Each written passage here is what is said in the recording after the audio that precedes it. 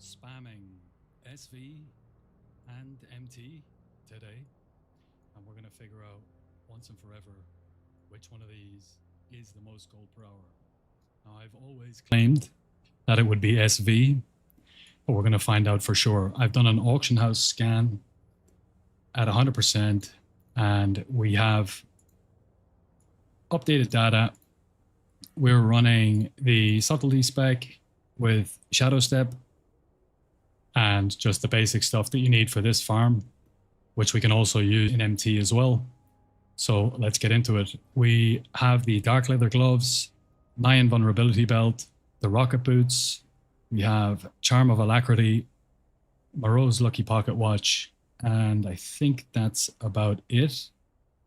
Yeah, we're also rocking the Gnomish cloaking device. It's an extra vanish if you need it. An old classic trinket that is still incredibly useful in this content. So let's get after it. Super pumped to be back streaming. We're going to be streaming every day, Monday to Friday, from about 7 p.m. Chinese time. Don't know what that is wherever you are. For a couple of hours each night, Monday to Friday. And then Saturday and Sunday will be on and off depending on things that I need to do.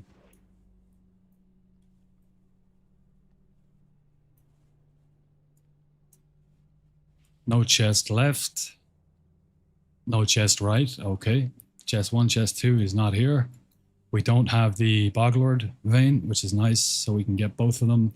Fell here, and it's either going to be an Addy or a Corium here or here. There it is. We're going to take our sweet time. We did a few practice runs. I haven't been in SV in months. We did about 1,000 SV runs since launch, developing the farm and then just making really good money. So we switched over to Mana Tombs for the last 2 months because I was traveling around Europe and I didn't have time to stream or didn't have the setup to stream. And Mana Tombs is still very good gold, but I don't think it's going to be good as SV. So let's find out.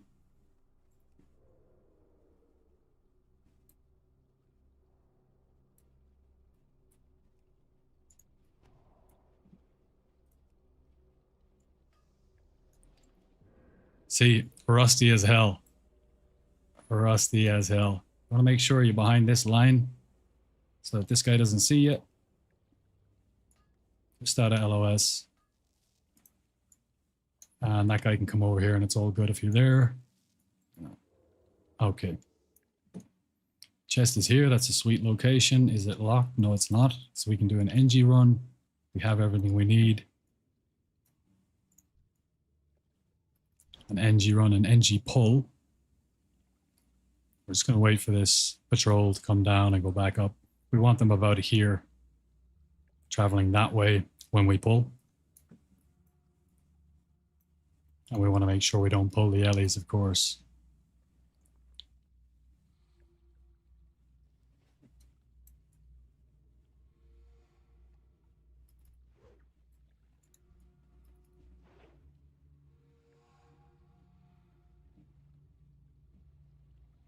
It's looking pretty good. We may have to distract these guys here, depending on how quickly these guys move.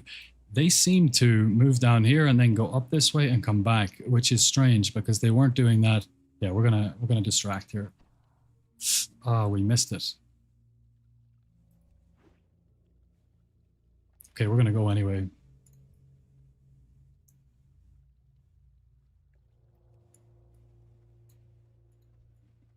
Gonna hit a blind.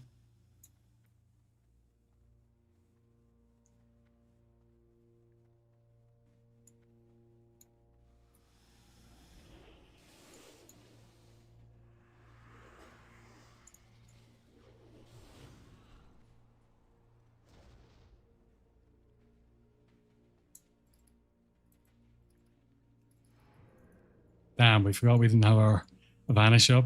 This is gonna be tight. But we made it. God damn, I'm so rusty. Insanely rusty. Okay.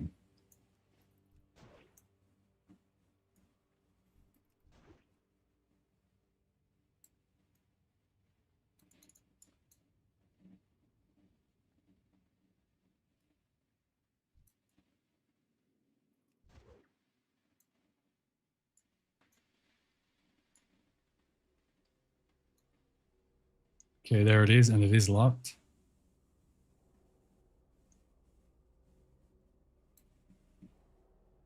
We don't have our prep, we don't have our vanish, but we do have our gnomish cloaking device. So let's get that on there.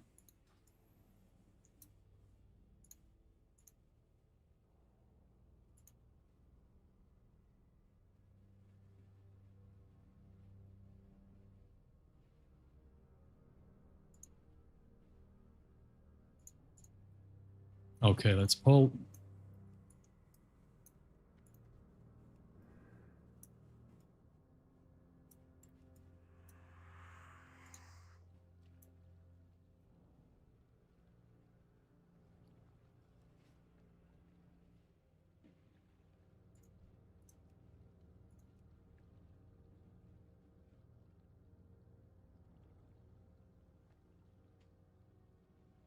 All right, that's about right.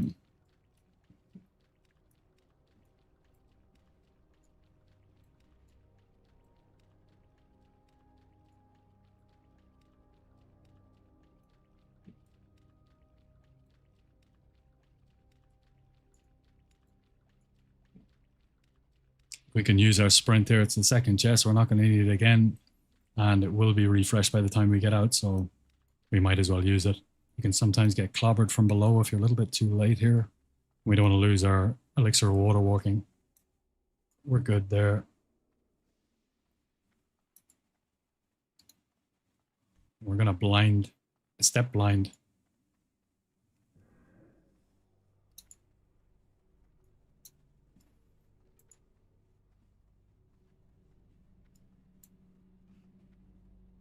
Wow, how did I lose that much health? What the hell?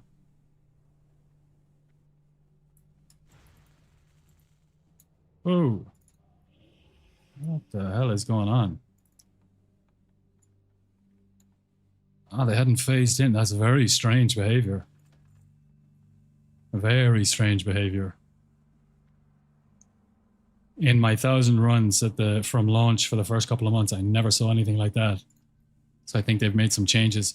Also, the safe spots when I was jumping up and down yesterday to drop combat, a couple of them tellied on top of me. So they have made changes. Now, I only did about 10 runs yesterday just to get back into it. But I noticed that you can't make claims after 10 runs. RNG with gems is very spiky. But we got 4 or 5 gems in 10 runs, and we saw a lot less gems in Mana Tombs over the last few weeks. So maybe because Mana Tombs is the more popular farm, they've nerfed it, the gem drop rate.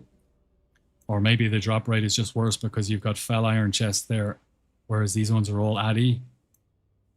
But that's what we're here to do. We're going to do 5 lockouts of this, 5 lockouts of MT, and we're going to do that every day, Monday to Friday, and parse through all the data and figure out which farm really is BIS for gold.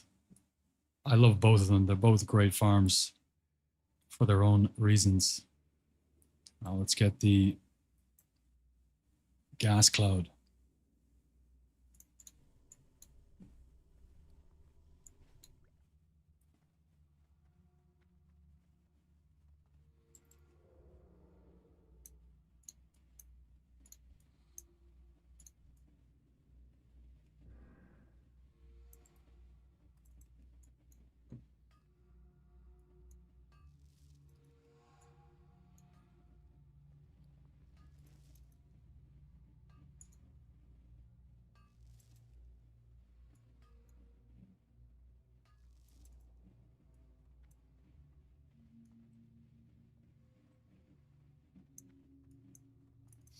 Yeah, that phasing behavior is very strange. I was wondering why when I was coming across the bridge, there were no mobs there. They were there, they just hadn't phased in and I was getting attacked, so very, very strange.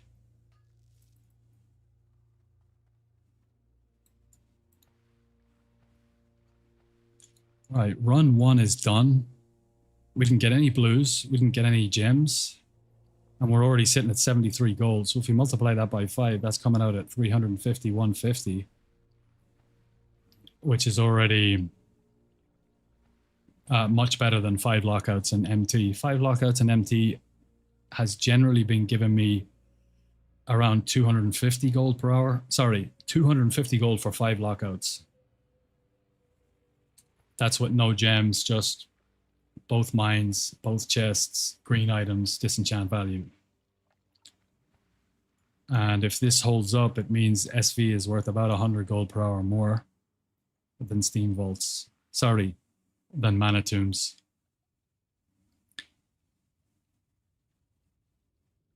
Where Mana Tombs is best for gold per hour is if you're geared, you can bang out 5 lockouts in half an hour of Mana Tombs.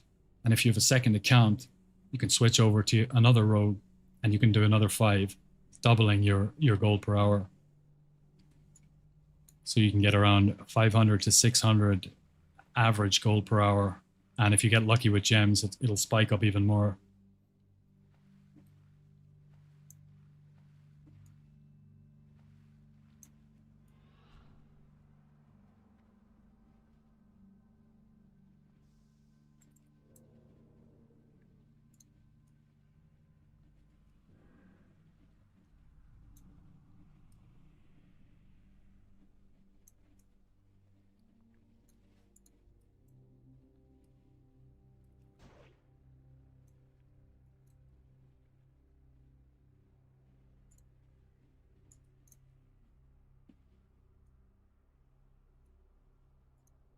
Let me just test my overlay.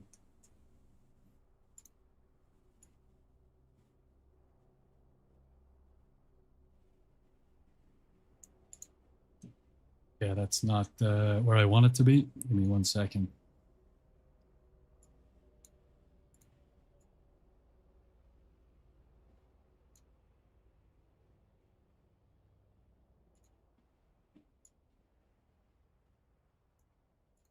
There we go.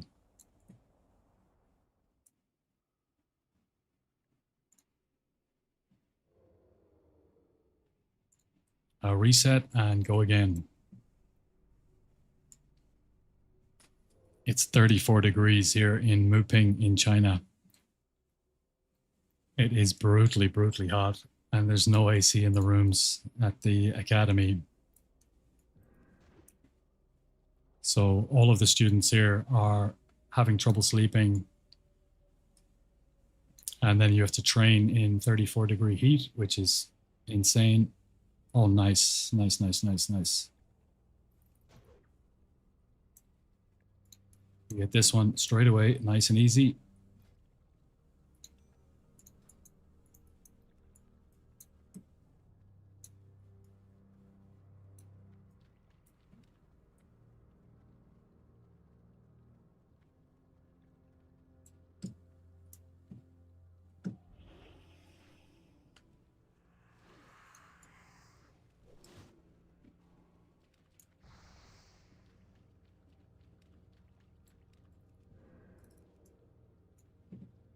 Oh, it's going to be tight.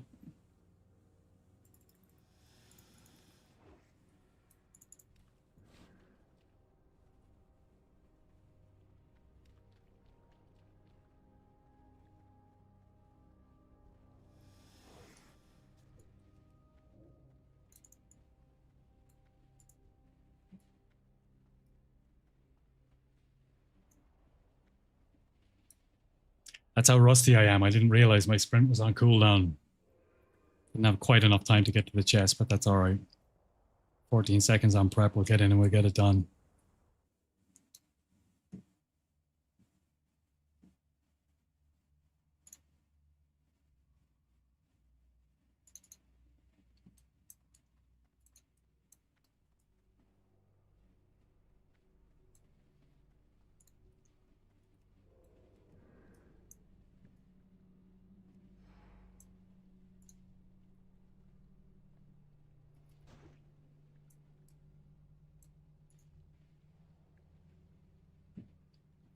But our boots are on cooldown now. All right, we got it on the way out.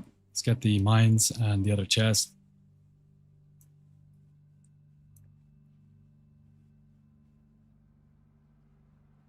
Athasand, good morning. Good morning, brother. How you doing?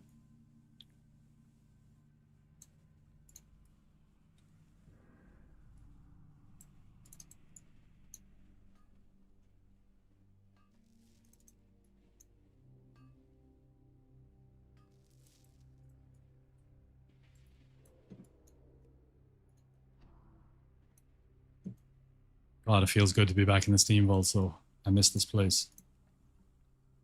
All good, waiting for Classic Plus. Hey, aren't we all? Aren't we all? Every time Willie puts out a new video, I'm just lapping it up. He's like the David Attenborough of World of Warcraft. I love his content. What about Wrath? You pumped for Wrath or no? I am. I'm super excited for Wrath because I was having a think, and I basically theory crafted a strat that I might be able to use to get World First 70, World First 80, and if it works, it's going to be huge. I downloaded Warmain client 3.3.5 Wrath client, and I'm going to level a rogue to 70 and test out some bits and bobs. All right, what have we got? What do we need? We've got everything we need.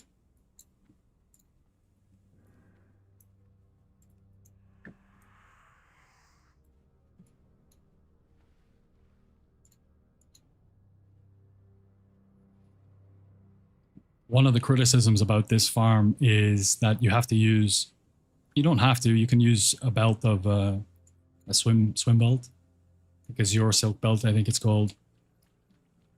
I just love using the elixir of water walking because it makes everything so easy. You can sprint, you can boots over the water.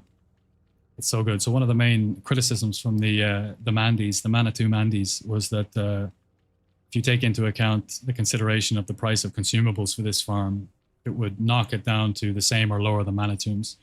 But at 100 gold per lockout, I don't think you're going to be able to do that. If it is indeed 100 gold, we'll find out.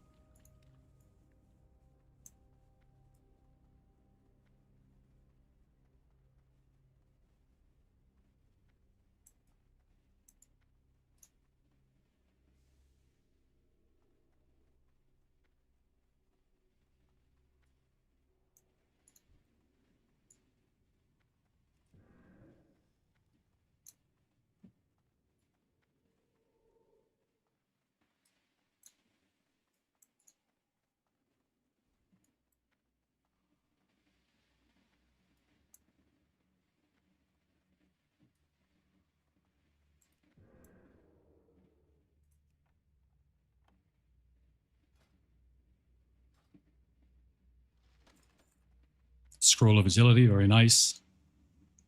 Very nice.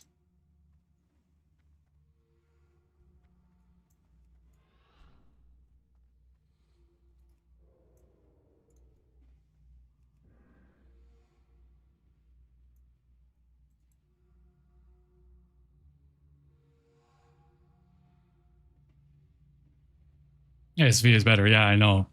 Man, I got so frustrated trying to convince people this was the case. You just think about it logically, you know, and there's no way that MT could be more. There is one thing that I did learn about MT while I was farming it, and that is that when you kill the mob packs, you will get greens from time to time from them, and that will increase your gold per hour.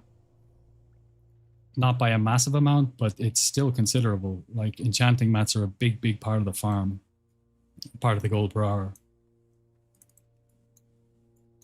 But when I was disenchanting all my loot from here yesterday, you don't get lesser planar essences, you get graders from the greens, you know?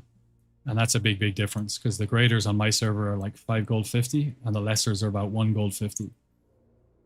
So that's 3x the gold from probably half the green items. I want to say like maybe half the green items in MT will give you a grader.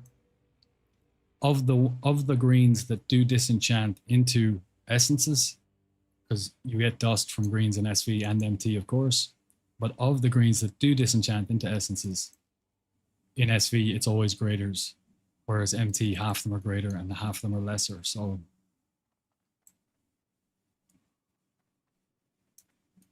I think we're good. Let's go and get that chest on the way out, and that's run 2 done.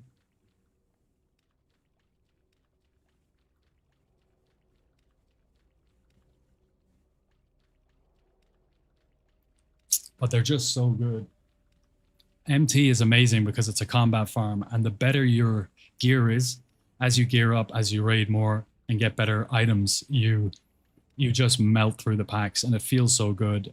And it feels good to combat as rogue, obviously, and you get to, you know, you use your cooldowns properly. You cloak of shadows, the shadow word pain. There's still some technicality to it, and it's very satisfying to fight as a rogue and to get your loot that way. But it's also incredibly satisfying to do this shenanigan stuff, you know, with engineering and pathing and shadow stepping and all that. MT you do in like 30 minutes. This farm you can do in 45 to 50 if you're really clean. We'll probably do it in an hour because I'm super rusty. People say, on one hand, the positive of doing it in 30 minutes in MT is if you have a second account, of course, you can log into another rogue and double your gold per hour. But like, I'd say more than 95% of rogues don't do that, don't have double accounts. I don't have a double account anymore. But you can go and do an arena. You know, you've got half an hour or 25 minutes to spare with MT, which is good for some people. But for me, I just want to keep rolling. Like, I don't want to be sitting around Chatra waiting for a lockout to come off. I want to just keep pumping through. So I like that SV takes 45 to 50 minutes because I need those 10 minutes to send all the stuff across anyway. And then you can just re-roll back and keep going. So for me, it's a plus that it takes longer in SV.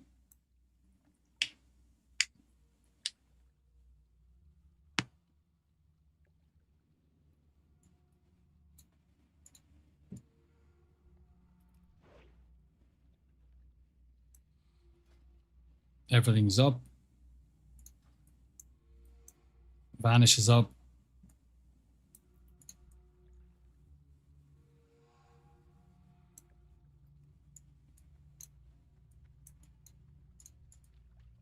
Plenty of time on that sap, lovely.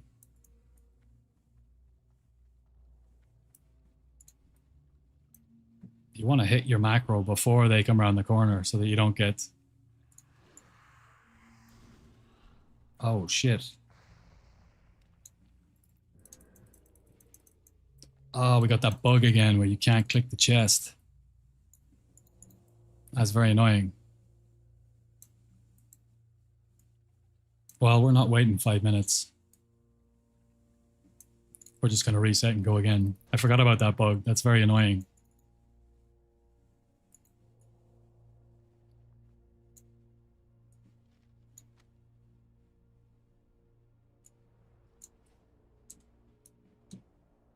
Comac, hello, brother.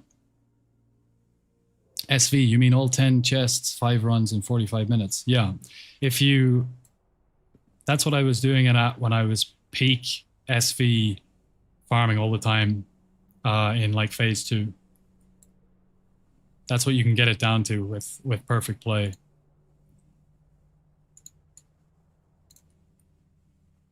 But generally, you're going to be looking at about 50 minutes. And if you're sloppy or rusty like I am now, you might fill up the whole hour. But it won't take long to get back to 45 minutes-ish. And you can do it like with almost no gear. I mean, I'm in Bloodfang. This is level 60 gear. I'm just in this for the drip. You know, you want the gloves for lockpicking, obviously. The belt is just amazing for doing those NG pulls. You want the boots. And the dodge trinkets are very handy. Once you have those things, you're pretty good. Okay, so that's locked, and we do need to wait for the cooldown on our boots anyway, so let's just go and get our veins. There is there's a corner here. And I thought that I could maybe click the chest, vanish, and LOS open it again. And I tried it a good few times a few months ago. I couldn't get it to work though.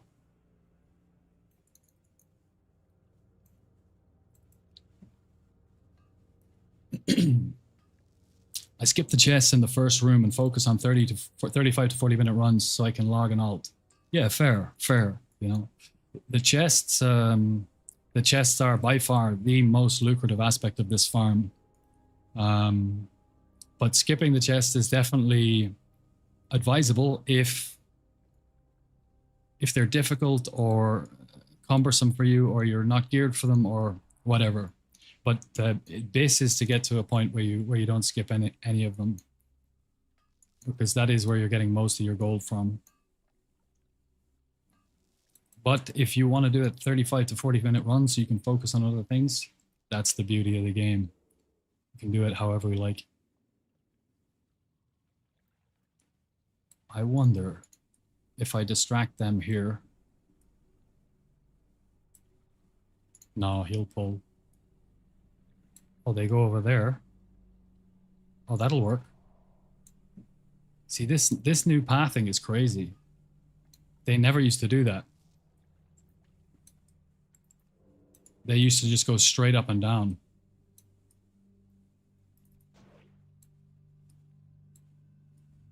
I think we raided together a bit on Sod. This is Camlos. Yes, brother. Something you said is stuck in my head and I can't get it out. And for some reason, it popped up like a week ago. And I've just been saying it to myself again. And like it won't, it's just like when you get a song stuck in your head. And it was something you used to say, like a criticism of classic. It was like, because classic or something like that. And I just remember you saying that a few times. And for some reason, that stuck in my head, Camlos, and I haven't been able to get it out. It's just rattling around in there. And the last couple of weeks, it just keeps popping up, because classic mer. Like, make it out what you will, but that's crazy. That's crazy that man, it's great to hear from you again, brother. Okay, nice one. So this one is unlocked, so I can show you the click vanish trick. This is by far my favorite innovation that I learned from one of the rogues on the Discord. He shared it with me, and it completely changed the game for me. So we click this, then we vanish, then we click it again before he gets back to his position, and because we're lost, we can open it. It's the initial clicking of the chest that pulls the mob. But once the mob is pulled, if you vanish, while it's pathing back, it can no longer be aggroed because it's in evade state. And that applies to the aggro from clicking chests. So then you can do this and get that chest. It's such a nice way to get it's so clean. Glad to see you still doing crazy rogue stuff. Enjoying the stream. Yes, brother. Probably more classic. Like, don't change anything about more classic experience. That's it. That's it. Bro, that's so weird. It popped back into my head a couple of weeks ago. And here you are on the stream. That's so weird, dude. That's so cool. How are you getting on? Are you playing TBC? If so, which class? Are you waiting for Classic Plus? Are you hyped for Wrath? How's it going with you, brother? Tell me. Inquiring minds want to know. And what happened to Cali? What happened to the guild?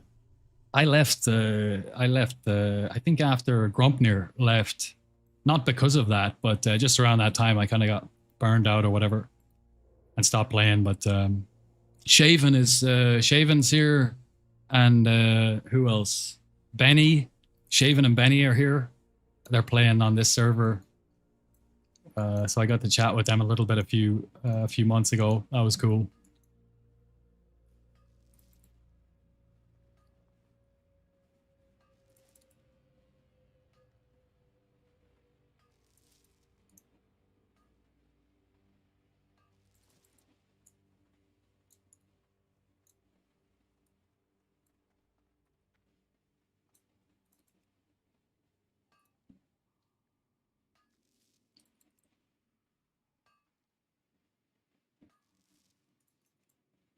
That 8th chest, I usually take it close to the water behind the wall. Yeah, that's what I do as well if it's locked.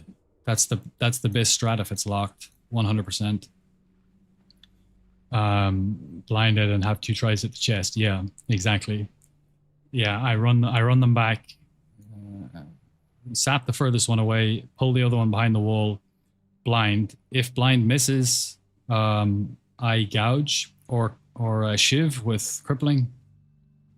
Then you can shadow step back to the crab if your sprint is off. If your sprint is on cooldown, you can step to the crab.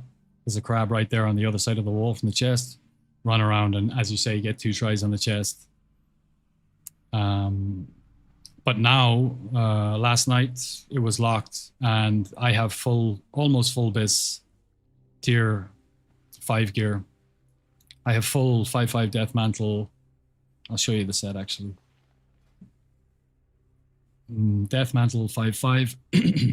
The amulet of bitter hatred, which is the item they buffed just for this version of TBC to increase the item rating by, I think, 13. So it's got 2 more hit, I think 2 more hit, maybe 3 or 5 more attack power, and I think 2 more agility than the Badge of Justice one, which was bis before it. Thalassian Wilder Cloak. This is joint bis with Drape of Dark Reavers. But I love this one because of how it looks. The green is so cool. So we got Talon of Ashara in the last raid. My second Talon, the first one got bricked. I traded it to the enchanter by mistake, and he enchanted it by mistake before handing it back to me and bricked it. That was 3 weeks ago. I was majorly tilted. I'd waited 8 weeks to get it. I got it, and then it got bricked. My mistake, his mistake. These things happen.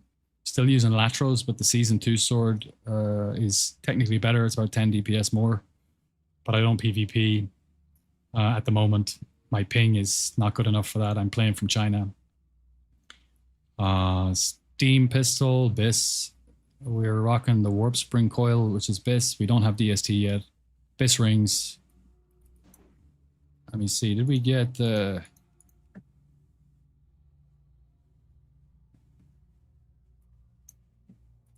I miss that chest?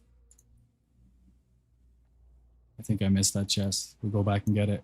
Bis rings, Edgewalker Longboots bis, and we're missing Belt of 100 Deaths. But Deep Shadow is only about 20 DPS less, which isn't huge, but it's not small either. So now for those, yeah, we missed it. Okay, so we want these guys to be about here when we pull.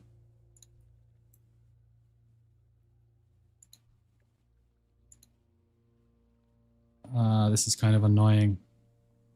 I'll tell you what we'll do. We'll distract the Ellies.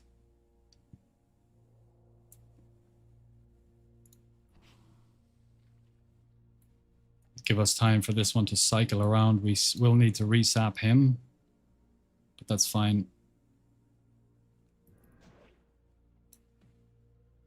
And we're going to distract them to keep them out of our line.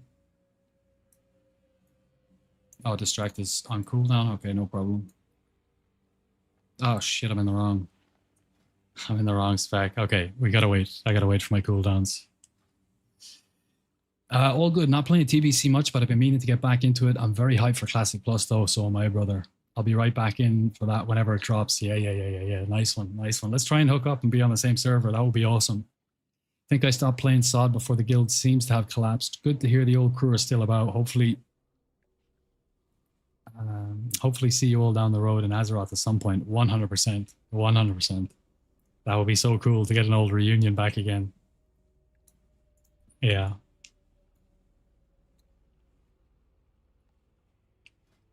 Okay, our cooldowns are off.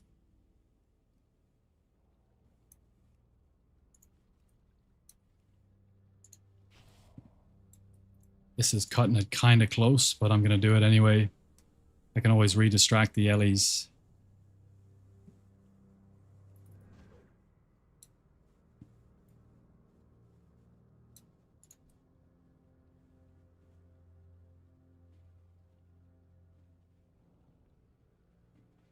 It's kind of tight, but let's try it.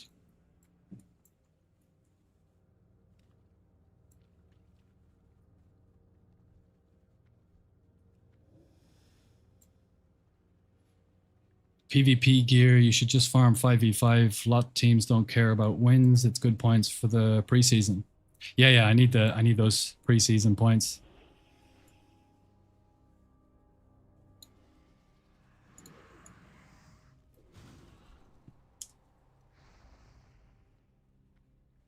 I don't mind too much about these guys, but oh, I do need to distract them.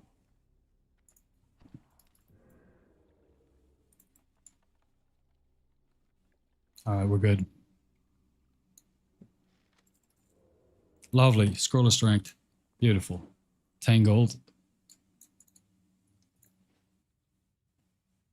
My gear is kind of opposite of this. It's just gladiator gear and slap agility on it. And every time I try to reset, there's a PvP chaos at the entrance. Yeah, I play on PvE servers for that reason. Just want to have to deal with the grief. You know, spending time in a cave a lot. You want to socialize a bit and gank people. Yeah. That's the plus side of it. That's the plus side. You can gank away. We're going to hit a reset. Did it reset? Maybe a delayed reaction.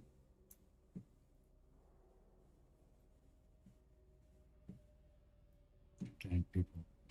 I love it.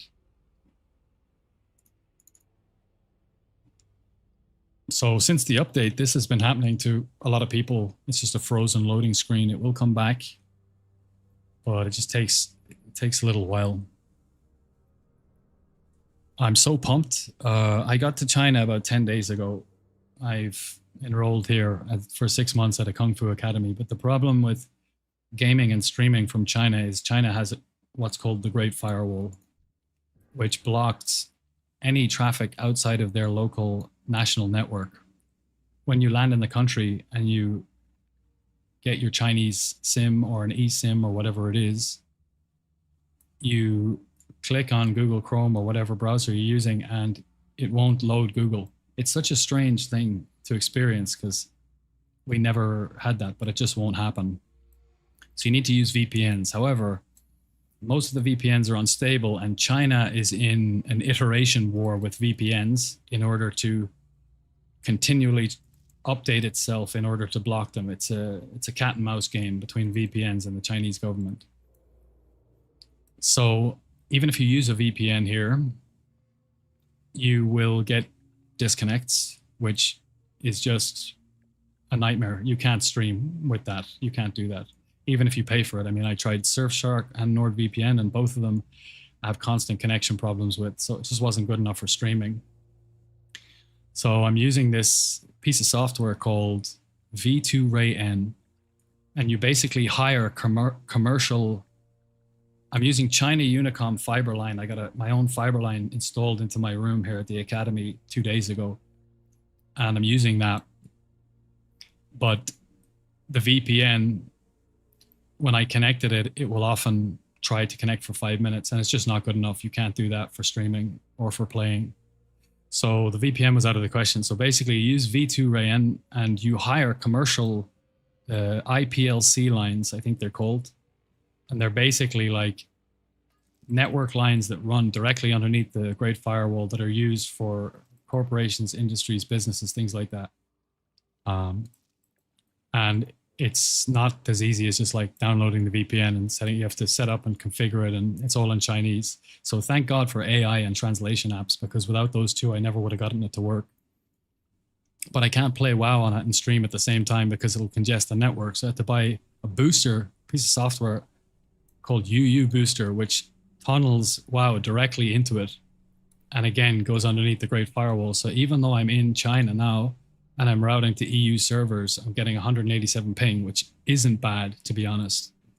And that will go down to about 130 usually. It's just Saturday, so it's a little bit more congested, and it might be on a bad ping hop at the minute. But it's been stable the last day at like 137. But then the next problem arises, which is if you try to do both of them at the same time, the VPN, or rather V2RayN, will route all traffic. So it will fold UU Booster into its traffic, and then my ping shoots back up to 1,000. So then you have to split tunnel them. Like the absolute ball ache just to try and game and stream in China is not to be underestimated. It's an absolute nightmare. It's taken about a week and I think about $800 and the last of my sanity to get this up and running, but it finally is. So hallelujah, today is a happy day and we start the stream from now.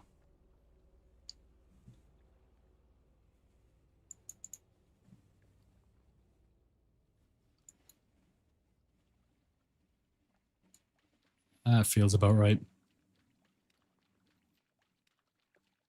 So I've been liquidating all of my assets and then buying haste potions. I've got almost 800 haste potions in the bank. I was just saving them because I figure phase 3, phase 4, they're going to jump up to 20 or 25 gold. And you're not going to double your money, but I mean, they're 15 on my server at the minute. So if they jumped up to 20 and I sold them all, then that's like basically increasing the amount of money, gold per hour you make from the farm by 33%. And if they jump up to 25, you're increasing the amount of gold per hour from the farm by 66%. So that's my strategy. But they may have peaked already. Perhaps a lot of people aren't that interested in phase 3. And I may have made a mistake, but we'll see.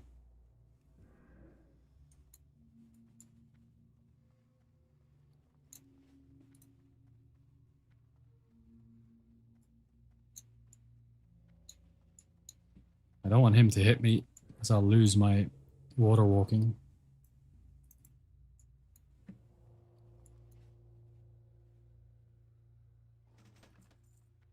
Three super manas and a nice green. Nice one. We'll take that.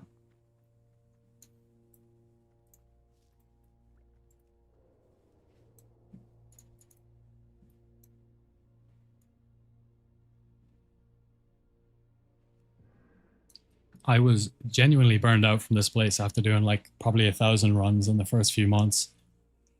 But I haven't been in here in 2 months or so. And it feels so good to be back. I love this place. I love this farm so much. It's so satisfying.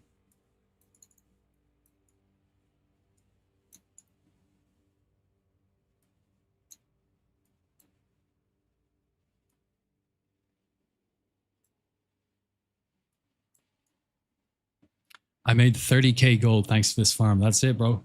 That is it. Yeah, and grats. That's savage. Huge amount of money. Huge amount of money. It's so nice. You can literally buy anything you want. And now I'm just saving up for Wrath so that when it pops, we can buy Outland Flying straight away. We can buy the Dark Moon card Greatness straight away. We can buy the Librarian's Paper Cutter, which is your BIS, pre-raid BIS dagger. It drops from lightning holes. It's a trash drop. If you don't get it yourself on the way to 80, which is likely that you will. But even if you don't, you can buy that one. We can get,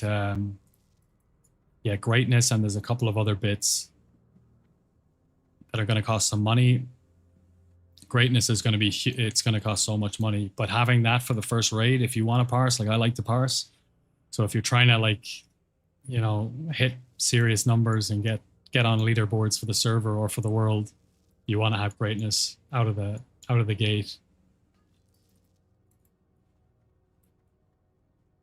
And then whatever money I have left over, I noticed this time around in TBC, in the first week, when everybody's spamming to 70, so many of the resources were undervalued. Everybody was mining to level their mining, but nobody was really focusing on leveling their professions yet. So the market was flooded with adamantite, for example, but it was dirt cheap.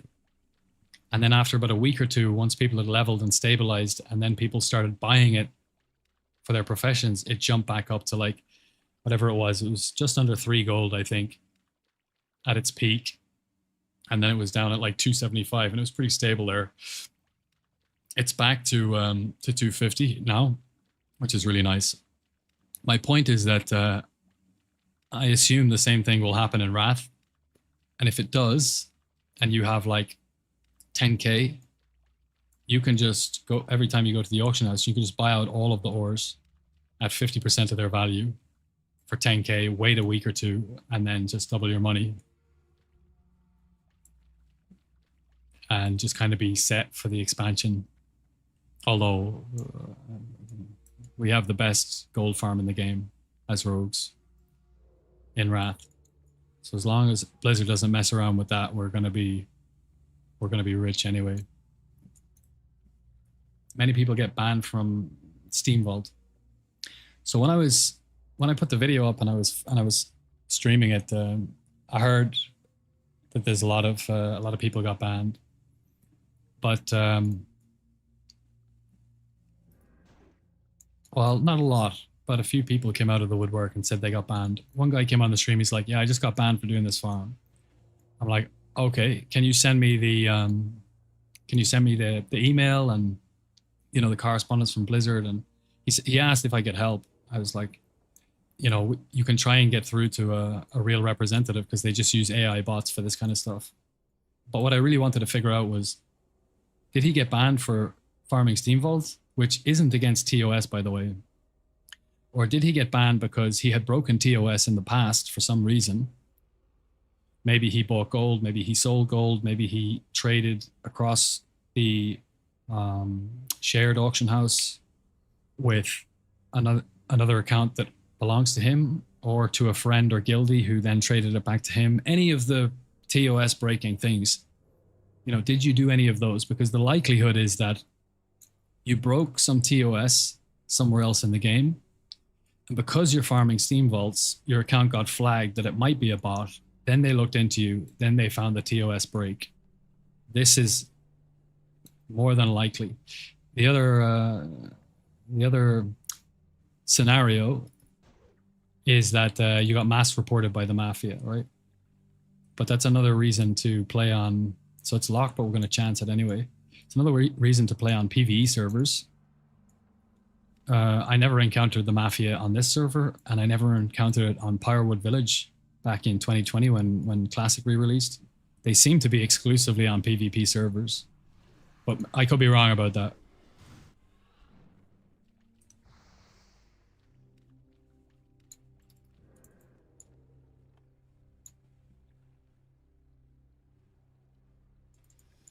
That's so annoying.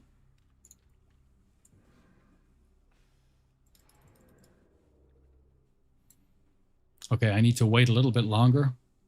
Maybe he resisted my frost grenade. I didn't freeze him in place because he was right behind me. Or maybe I popped my grenade too soon. Like I said, I'm rusty. We'll get it on the way out. Oh, we've got the double. Oh, we could try the ambitious pull. This is the one where we pull this pack and the Boglord together. We run through here, up around here, down there, and we kite them all these packs and the Boglord. And then we run up long route, come back down here, open that chest, tag that mine, and get this mine as well. We'll try and do that on the way out. It's the most difficult pull, but we'll give it a go.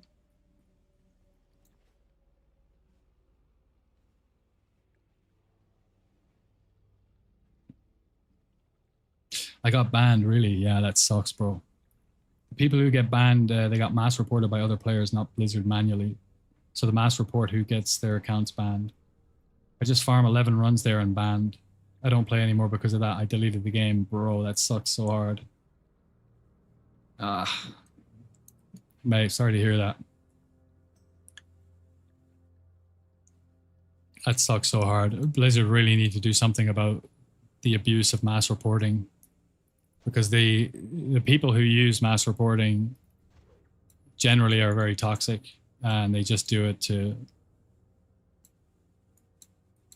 like, the fact that you can just get whatever it is, 25 or 50 people together and go, all right, guys, just mass report this guy and let's get him kicked off the game, is like seriously problematic, because there's so many toxic, caustic people in this game that will do that. I mean, just look at what's going on with this PvP guild drama at the moment.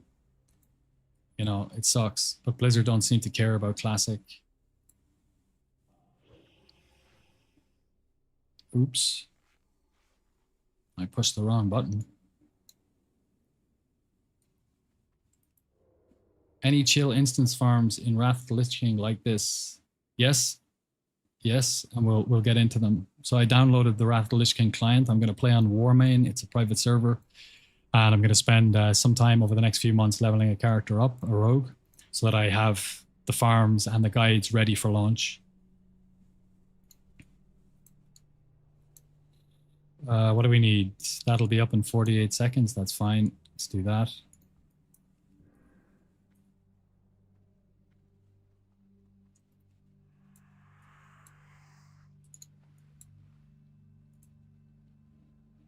So this is our last run. We're at 47 minutes. It's going to take us probably another... It's probably going to take us an hour because I said we're going to do that long pull at the end.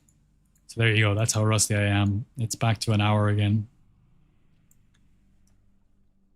Just got a noble topaz in MT. Nice one, brother. Love to hear that. Love to hear that. Had a bit of a drought in MT over the last few days. The last few weeks, actually. I got one living ruby, I think, and one noble topaz. And I was, you know, putting in probably 2 lockouts, you know, a day. So nice to hear. I play on a PvE server. That's why I can't avoid mass reports. Hey man, if you had mining and herbalism, would you run Steamvault or farm in the open world? Probably farm in the open world.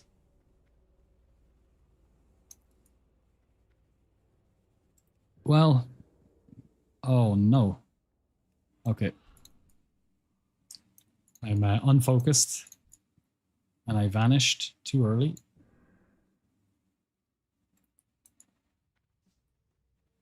And I might miss my chest now.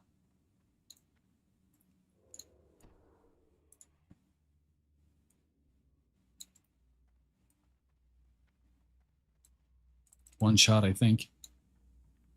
I'll get 2 shots. That's all right.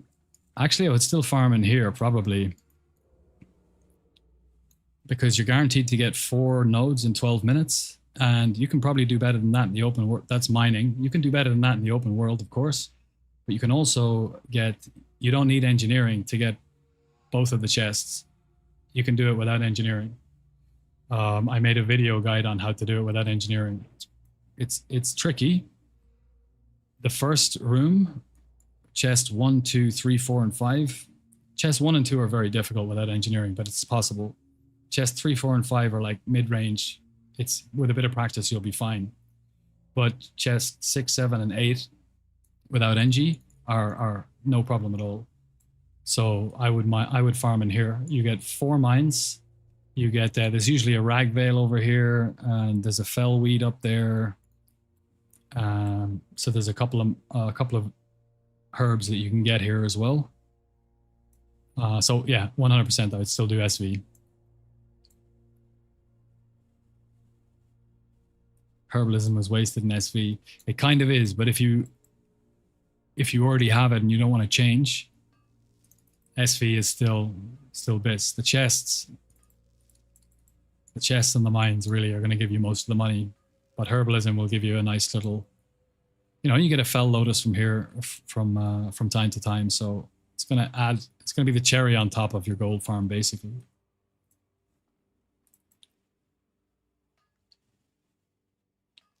I can send my account if you want to see.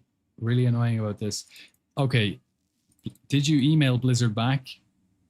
You need to email them back and say that you're mass reported. And they will send you back some AI slop email. And you continue, you click through that link and you continue to appeal it. You need to appeal it like 3 times before you talk to somebody. And then a real person will look at it. If you didn't break TOS, then they will restore your account. So you just have to be vigilant and don't take no for an answer and just keep applying. How many times did you appeal the decision? You need to do it at least 3 times in order to deal with an actual person. So do that first and then see what they say. I had my account banned for 2 weeks in the pre-patch. I had farmed this spine sever in pre-patch. I got it from lockboxes from mobs in the blasted lands. I put it on the auction house. People were whispering me saying that I was hacking and that I was going to get banned. I didn't do anything against TOS. I had picked the pockets of mobs in Classic, but they were level 61, and I knew that as long as the level of the mob was 61 or higher, they would produce TBC lockboxes, which have a chance at TBC epics. So that was the world first spine sever find. And my account was red hot because so many people had reported me, but I hadn't actually broken TOS. And then I made a very, very, very stupid mistake.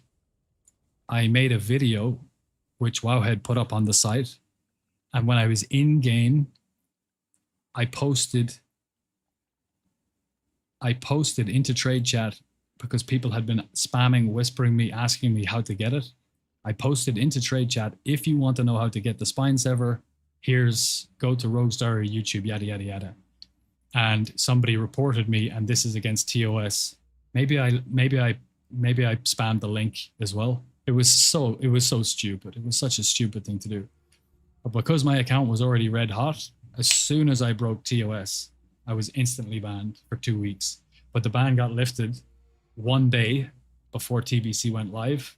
So I was like, all right, I'm not going to appeal this, because if I keep appealing it, they might actually permaban me or decide to take some other action.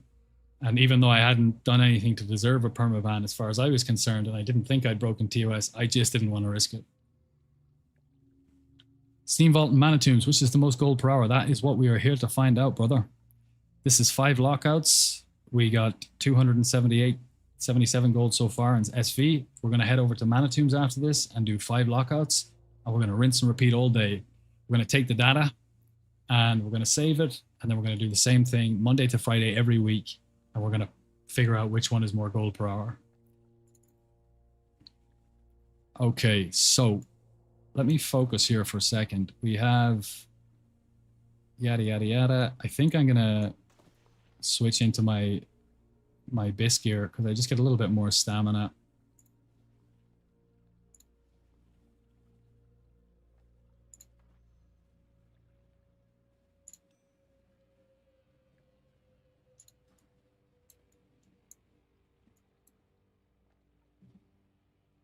$15. And we have that. We have that. Okay. So we want him to be there at the same time that this guy is like here. And then we want to pull. I'm actually going to sap this guy. So this looks kind of perfect. It is perfect.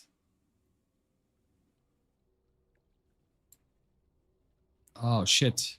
Shit. Ah. I swapped my gear and I don't have a thrown weapon on this set. So we missed our shot. All right, we're going to wait for a minute. He needs to be there. That guy needs to be there. You pull the Boglord and these guys. You run through here. You jump, run through this pack around here. The reason why you want the Ellies out of the way is because when the last mob of this pack at the very tail end of the pack is pulling through, they'll cut across here because it's the direct line to where I am. And this patrol will be coming back. And if it's too far ahead or too far behind, it will pull. And when these guys pull, it's a world of problems.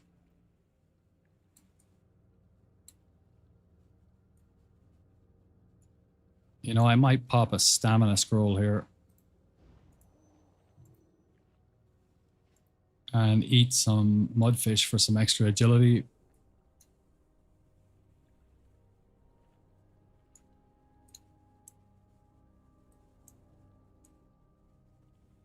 We're gonna distract him now. We want him to come out when they're... This looks about perfect, I think. The time for them to go there, turn around and come to here should be about... We may need to distract him again, but we'll figure that out. Now, where's my shoot?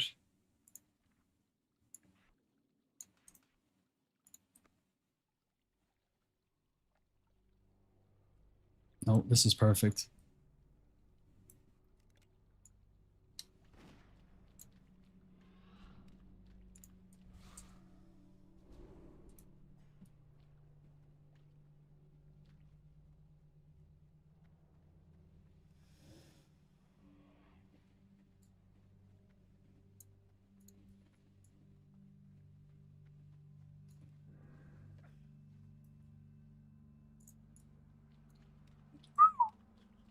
All right, we still got it. We still got it.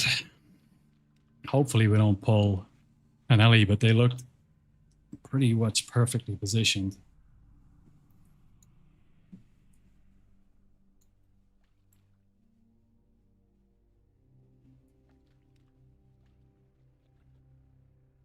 The trick to this is you really have to get your timing perfect in order to do this, because if you're too far forward, you won't, because I have to get 3 assets. I need the time to get 3 assets, and 2 of them are mines. The last mine is actually in a safe spot, so it's all right. I think we're going to boots here.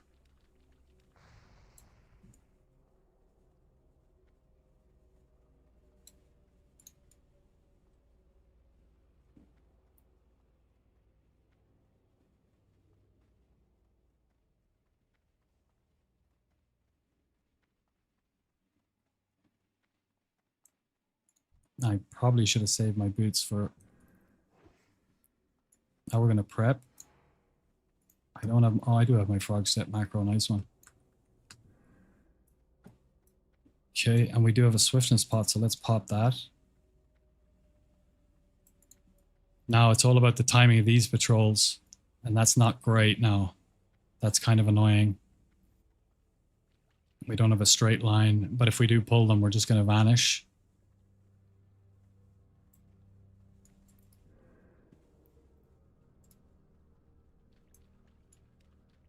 Okay, we need the chest.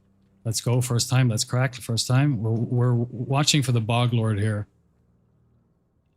Okay, we got it. That's good. That's good. Get out of my way, you fucking mushroom. Bog Lord's coming back. We need to get.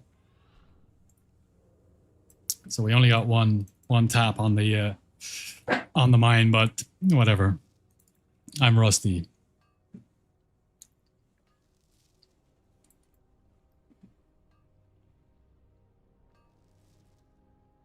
Mass report happens in COD as well. If you're sweaty as fuck there, you likely get shadow ban and suffer, not outright ban. Yeah, man, it sucks that that culture is a part of gaming now. Kung Fu Academy equals Terminator. Samwise, my man. I just scrolled down in the chat, so apologies for the late reply on that one. Terminator, not so much. But we're getting there. I can feel myself getting stronger. My body is kind of sore, but it's getting used to it. It takes about 2 weeks. So we'll get there. 59, 55. All right, not bad. Let's Hearthstone to chat. And we're going to do MT. So let's pause this. So we got 300 gold flat, which is pretty good. I don't think we got any gems. So that's pretty stable. You can expect... Did we get any blues? We didn't even get any blues, guys. This is the gold per hour. 300 from just greens and the mines. This is like your standard. It's kind of the bottom of what you can expect. 300, which is insane. So we're going to send this across... the intellect, no. Strength is mine.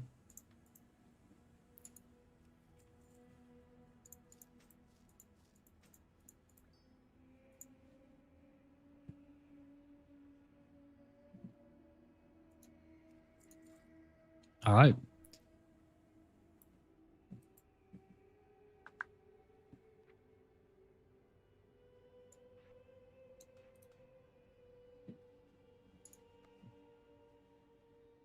Good man, just meant the shades. Yeah. Yeah, I had them there in the drawer and I was like, you know what, I'll throw the shades on. I kind of understand why some streamers wear shades. Because the expression on your face, your eyes, changes all the time based on what you're doing. And it's very, what's the word I'm looking for? Intimate isn't the word, but revealing or personal. And I think it's easier to get into character and easier to relate to the person who's streaming as a character or persona if they have shades on. Anyway, that's my waffle about it. But they're a little bit big. We'll fix that.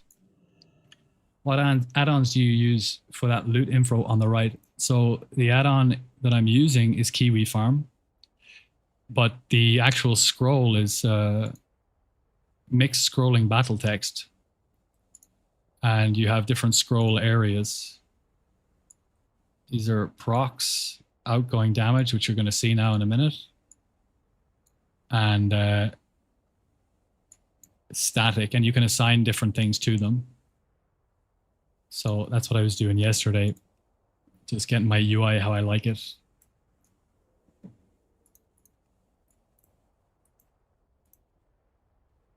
All right, 6 minutes.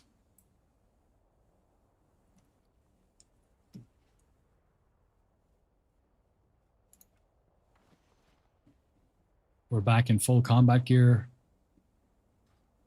Let's log over to the alt, disenchant a few things, put them on the auction house. Oh, let's take a screenshot as well, actually.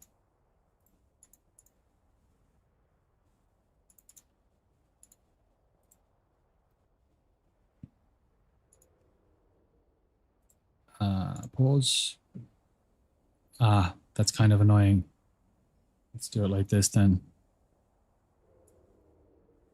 If I screenshot the whole thing and it says Terracar Forest, it's going to confuse me because it's actually an SV. So I'm just going to take that one.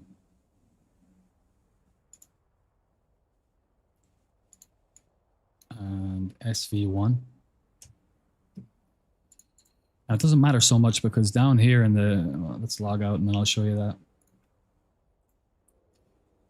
Down here in the totals, we'll show you now. I just switched from my Mac over to my Windows PC. This was up at like, I think 60,000, 60K, something like that. But again, I switched over. But you can see here, it'll show you by zone how much you've made. So we can compare that anyway. What on it? Yes, add-ons. Just got a ruby off a random adamantite outside. Still having my coffee. Nice. Must be the stream effect or something. GZ on the ruby. There are 125 gold on my server right now, which is really, really nice. But I haven't gotten one in a while, so maybe your ruby luck is going to rub off on me. I hope so. I hope so.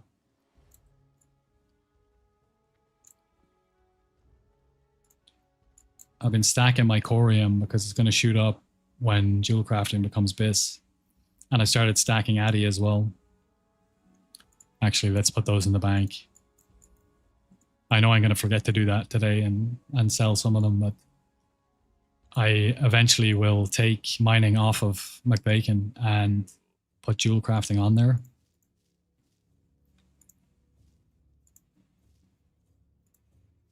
So I need to save up the mats to do that. Although the other thing I was thinking is, with jewel crafting, the reason why people switch over to it is you get the hard corium choker, which is, it's not BIS, but it's very close to BIS. It's similar to the Belt of Deep Shadow. You know, it's a really, really good item that's a little bit lower than the true BIS. But for jewel crafting in phase 4, that's 2 slots. You get the next slot and a ring slot, which is very close to BIS.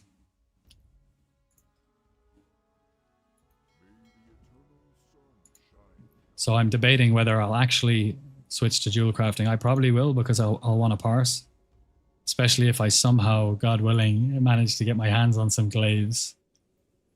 But the other option is to keep mining until Wrath and then mine as I level, or, you know, burst to 80 and then go around mining, and then just everything I mine I keep. And as soon as I have enough materials to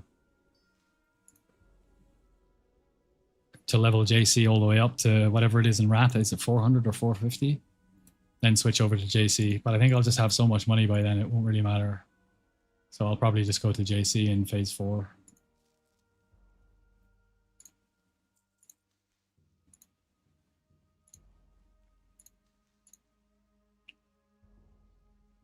You did Kara on a 68 warrior.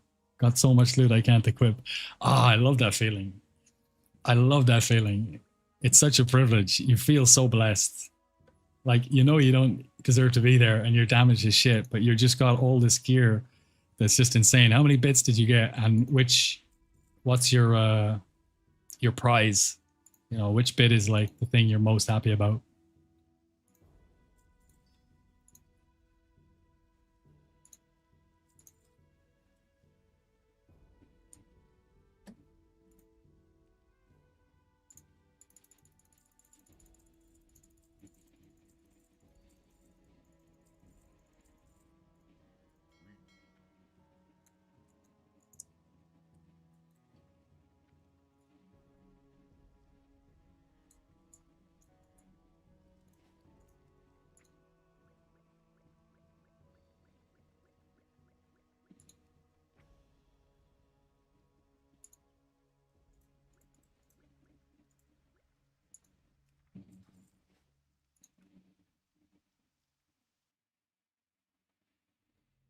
Who needs warglaives more, rogue or warriors? Um, I don't know actually. I think it's pretty even. I think it's pretty even. I don't think there's much of a difference in it. I mean, rogues have. Oh, I logged the wrong character. Rogues, warriors have really surprised me this time around. They're doing insane DPS. They're doing absolutely insane DPS.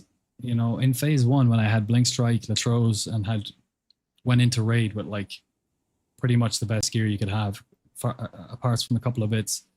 You know, I was getting beaten by a warrior in my guild, Terran Poindieu. He's a very good warrior, but he was beaten by, as was Shraktar, who's an incredible warrior. Both really, really good players. They know the class really, really deeply, and they can maximize their DPS. And I was getting beaten by them. It was so tilting. And now with Armor Pen coming in, they're just creeping up.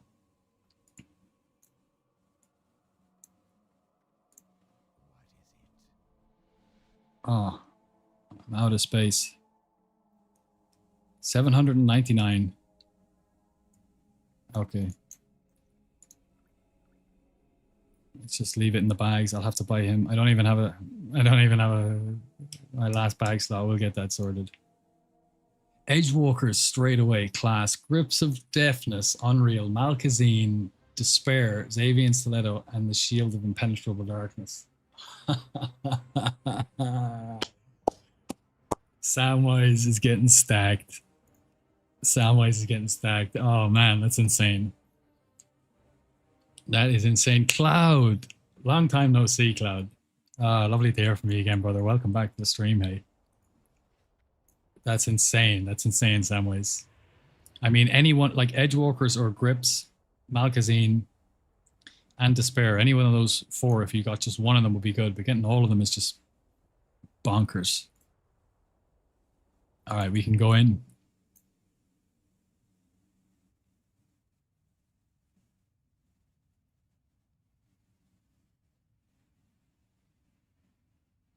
And we've got this update bug now, loading screen bug. Devil Goo, what server do I play on? I play on Thunderstrike EU.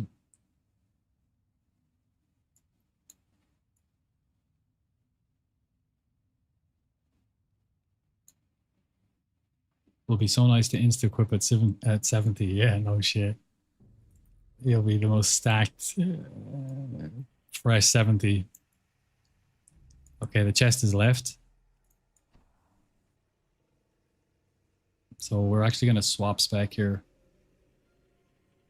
We were using harp spec, but with harp spec, I want to have one spec for raiding. I don't want to be switching my specs all the time. And with harp spec, you can't do SV.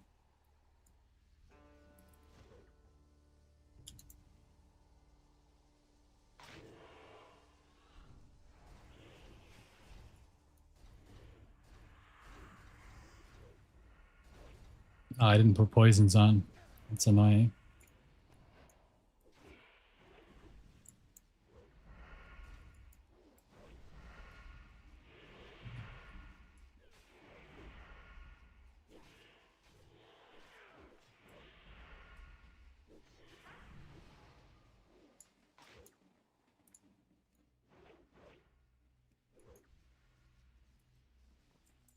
Okay, 1.3k.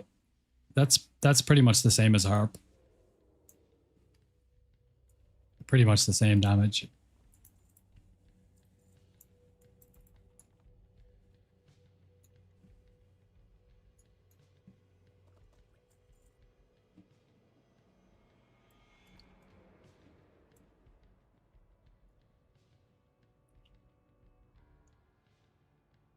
You did 233 DPS on Prince Malchazar. And coming out with that loot. That's insane. Can I see your macro for reset? Sure. You can just click here and reset, of course, but just having it on a button is just a little bit quicker. Quality of life. It's just /script, reset instances, double parentheses, which is really nice. There's also a Ghetto Hearthstone macro here, which is one of my favorite macros from TBC. Well, it worked in Classic as well, but I've really used it a lot more this time around. And basically, it just makes a group.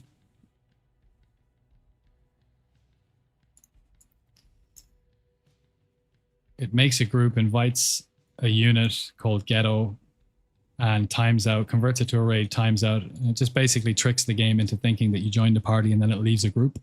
And once you leave a group, technically, inside a dungeon, it starts the countdown timer. So if your Hearthstone's off cooldown like it is here, you'll see when I finish my 5 runs, it'll take me about 30 minutes. I forgot to swap my spec back to subtlety so that I can move faster. This is how rusty I am with these shenanigans. We'll get the mine first. So after I finish the 5th lockout, I need to wait an hour before I can go again? No. Now you can go, once you finish the 5th lockout, well, it depends how quickly you do them. If you do, let's say you do SV in 12 minutes, the first lockout of the day is a little bit different because the lockout timer doesn't start until you finish the dungeon. So if you finish the first dungeon in 12 minutes and you finish the rest of them in 12 minutes, even though it's taken you exactly an hour, you actually have to wait another 12 minutes before you can enter again. But that's only for the first one. Then it folds into the rest and you can just loop through. So if you're doing SV in 12 minutes, exactly, hypothetically, you can just roll around and just keep spamming it.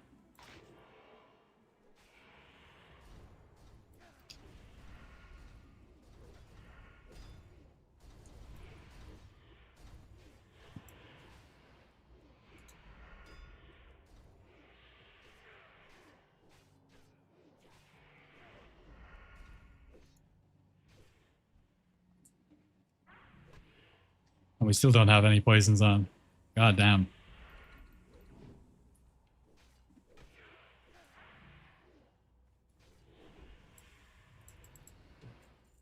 All right, poisons.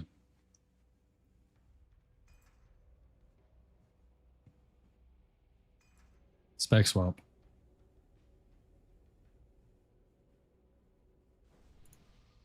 Oh, the chat is obstructed? Really?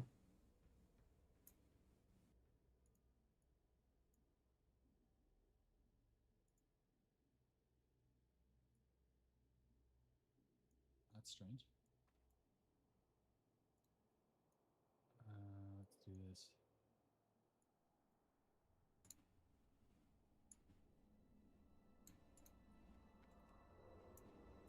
Is the chat obstructed for everybody? Can you not see the...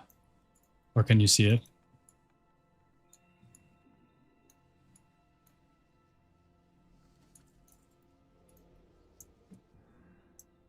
We got the mine already.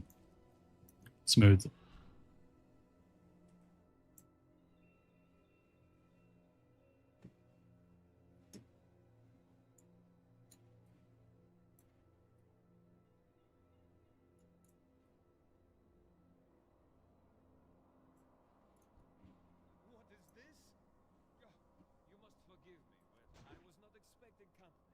Your Terminator comment, Samwise, reminded me of one of the guys who's here studying at the Kung Fu Academy. He's like 17, he's super young.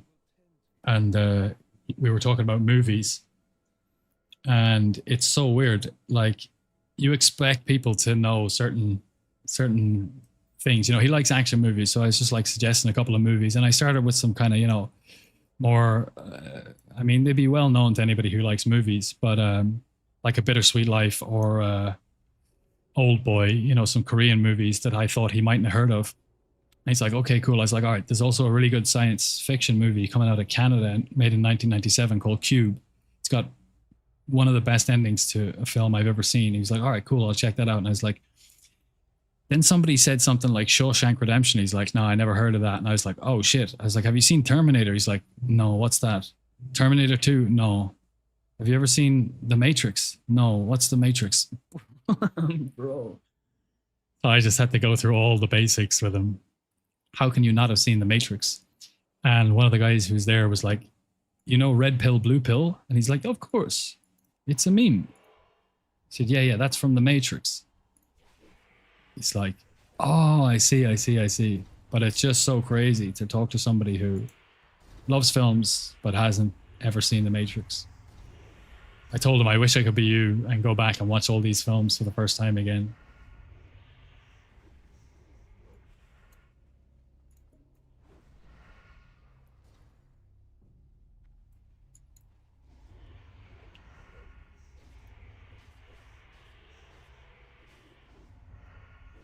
We're actually getting a little bit close to death, so we'll blind and bandage.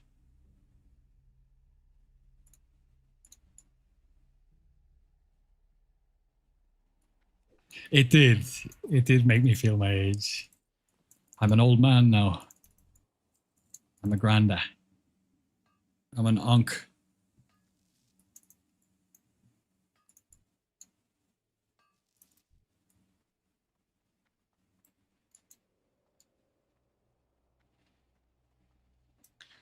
So just off of an initial comparison, we didn't get any blue items in this run. We didn't get any gems. So from one lockout, we're sitting at 45 gold, which is technically 300 gold per hour, but you're not going to get 300 gold out of it because we do these in about half an hour. So if we were to continue and not get any gems and not get any blues, like we did in SV, we didn't get a single gem or a single blue. If we just went on baseline greens with no RNG, then our gold per hour at the Mana Tombs, well, the gold out of 5 lockouts is 150, which is half of SV. That's insane. Like, insanely different. We'll see.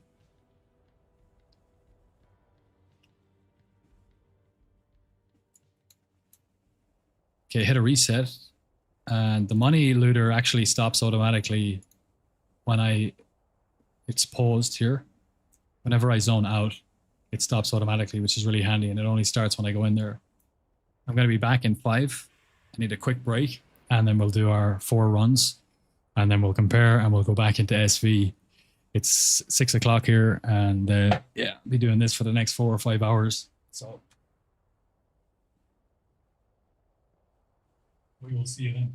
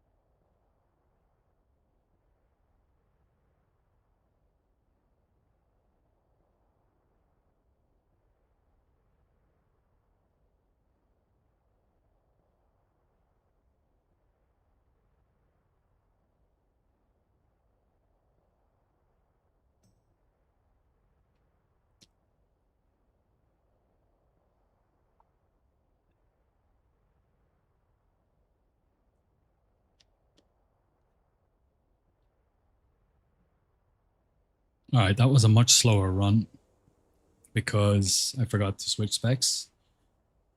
I've been doing it in harp for the last... Did I reset? Yeah. Doing it in harp for the last 2 months. Old habits and such.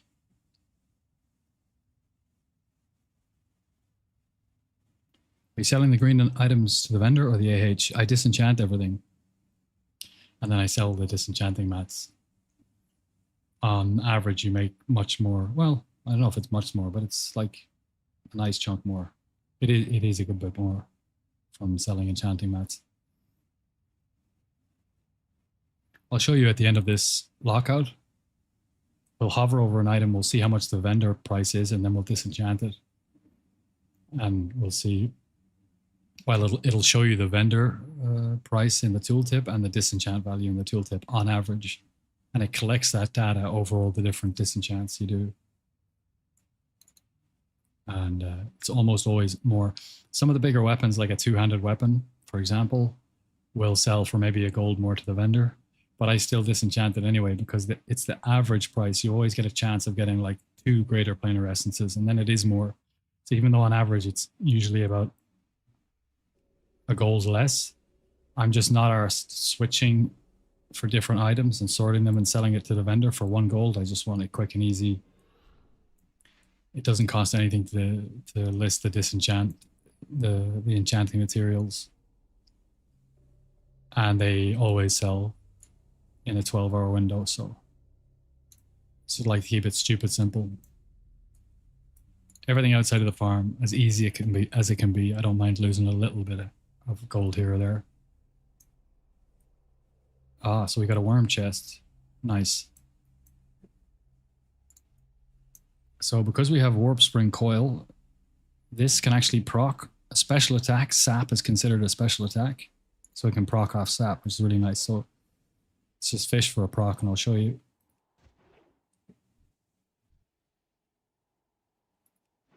And as soon as it procs, you've got 1,000 armor pen on whatever mob you open up on.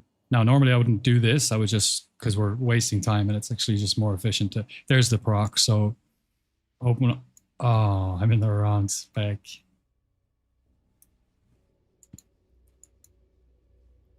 All right.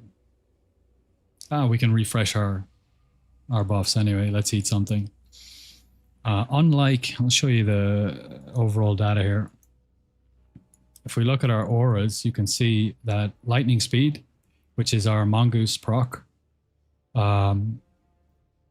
it can refresh. See that one there? That's the refreshes. So while you're attacking, that can refresh, which means it has no internal cooldown, but perceived weakness cannot.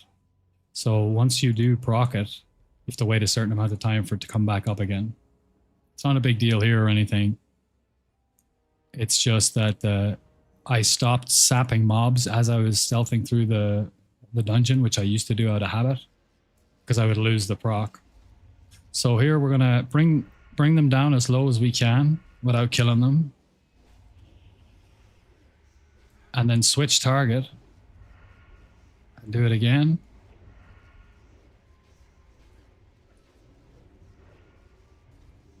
And this is the last one. And now we're gonna blade flurry and then we're gonna cloak. And we kill them all at once. And we take minimal damage.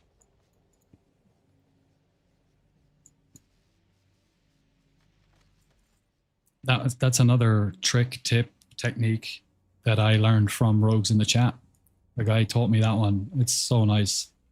I learned so much from other rogues when I made the first couple of videos. People in the comments and then dropping into the chat and saying, hey, did you try this? This is how I do this. And like, there's so many good players out there who have creative approaches to different problems. It's so good. It's so good when you learn from other people. So we have this chest here, but we want to wait for our blade flurry to come off cooldown. So this is one of the instances in MT where I will actually pickpocket. Just gonna.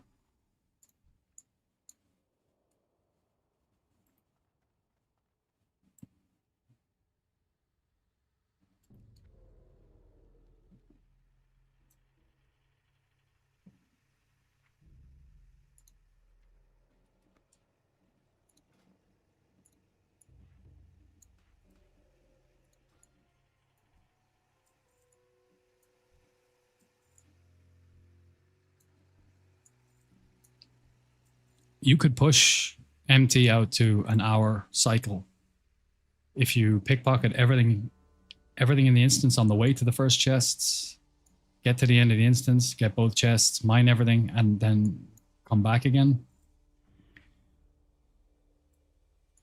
You can kind of get somewhat close to 12 minutes. But I'm not bothered with pickpocketing anymore, to be honest. The drop chance for gems is really, really low, and it just adds an awful lot of time. And in MT, it's not too bad because they're so low level. But in SV, the risk... So we don't actually want to cloak the slow here. We're not worried about that. We save our cloak for this guy. Ah, damn. Okay. So we're going to try and kill him before these guys kill us. I'm going to use a Thistle Tea. Now we're going to cloak. We want to burst him down and then vanish if we can. Ah, he hit us with another pain. Let's see if we can kill him anyway. No. Okay, that was sloppy. That was sloppy. That's like the #1 risk with that pack. That you pull those two ads as they're moving past one of the mobs. Usually the sap guy. I know that, so I shouldn't be making those rookie mistakes, but I still do.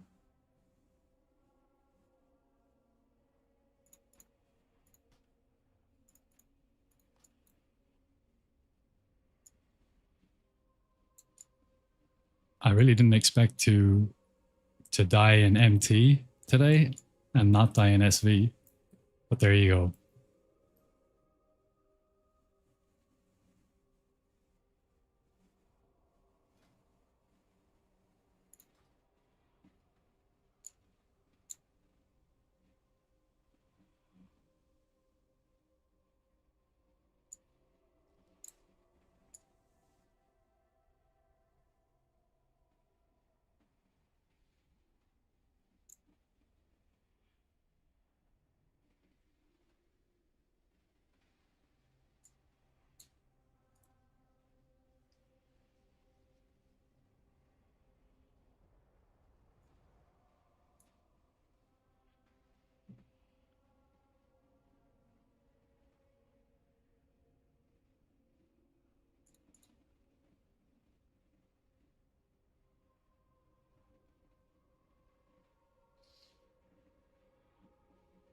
Does feel very good to finally have Talon of Ashara though. God, that was a struggle. That was a struggle to get that sword.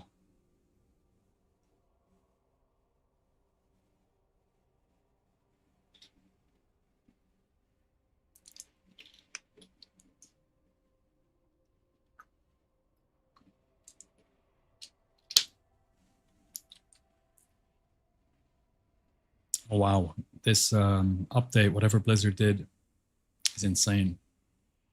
I was stuck outside SSC trying to get into the raid. Everybody was waiting on me for like a minute. It doesn't have anything to do with my ping or my connection. It's been happening to a few different people recently.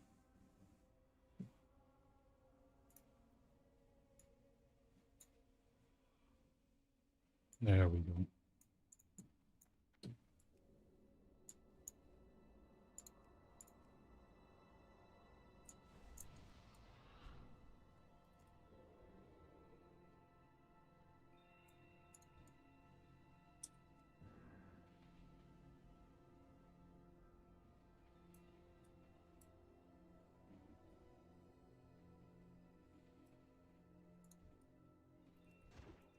There's the proc again.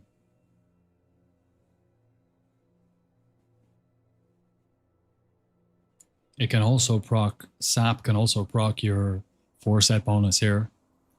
Coup de grace. Your attacks have a chance to make your next finishing move cost no energy, which is nice when you're opening up on a pack because your first slice and dice or 5-point eviscerate is free, which is always nice.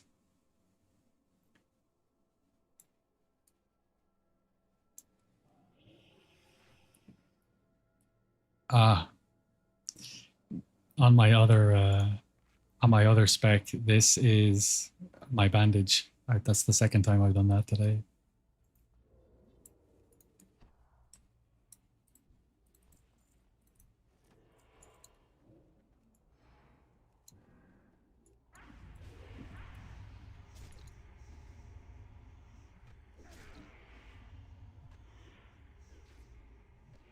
We're not bothering to spec swap for this one. It's just one mob.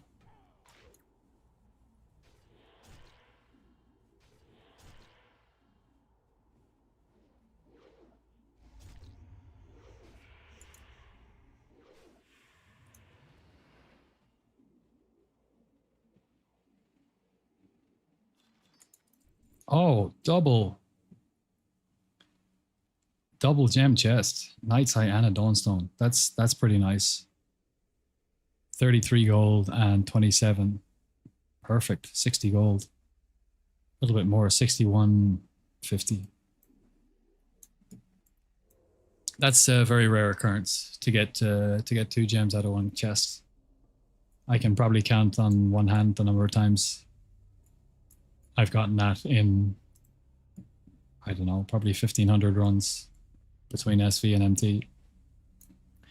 Yeah, and in the open world, you can't change layer. You got to be invited by a friend in the same zone. Imagine some lobby leveling getting camped and can't layer to avoid higher level griefers. It's a dumb update. Oh. Oh, interesting. I didn't know. I hadn't looked into the update. That's the only way that it affected me, the loading screens. But I didn't know they made changes to layering to stop people abusing it. That's interesting.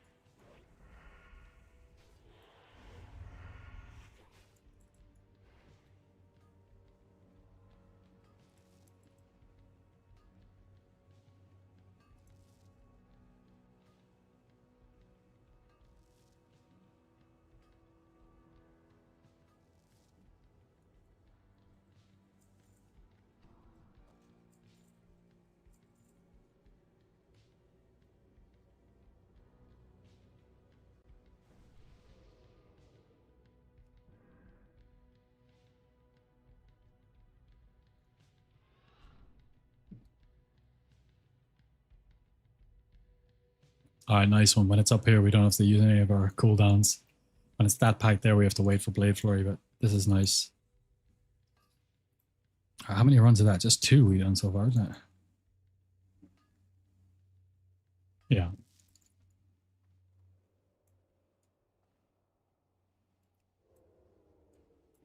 What is this? Oh, you must forgive me, but I was not expecting company. As you can see, we are somewhat preoccupied right now. But no matter, as I am a gracious host, I will tend to...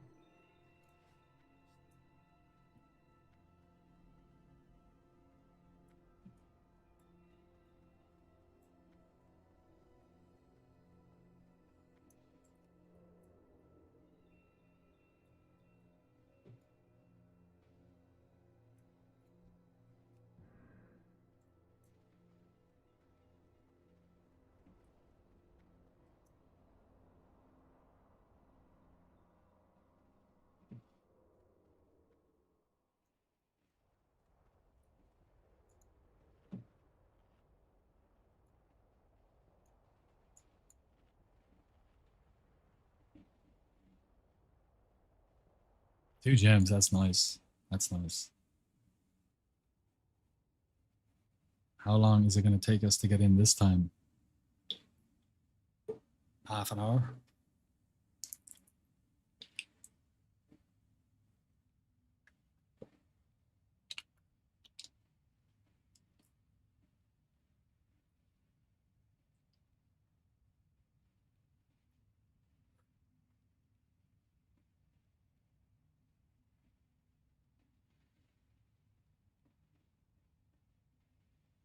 Wow, it's really bad. I didn't hear any updates about the anti-boosting, anti-farming number of players in the dungeon determining the amount of loot you get update that they implemented a few months ago. It lasted for 2 days because people weren't getting experience, and then they shelved it and reverted back. So see if that one comes back out of the woodwork. Hopefully not, because if they do implement that, it's gonna gut our Kara farm in Wrath, which is an insanely fun farm. So hopefully we still have that.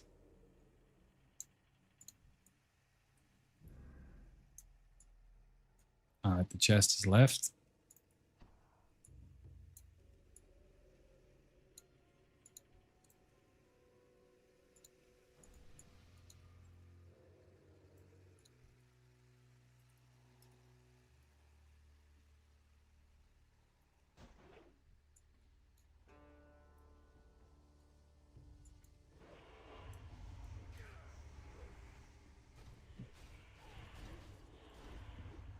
We can definitely use the cloak on the slow this time around. There's no Shadow Word Pain.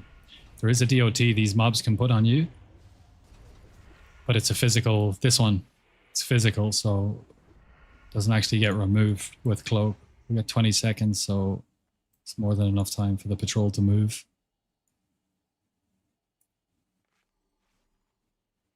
Damn, I bandaged too early. Thank God I can eat corpses.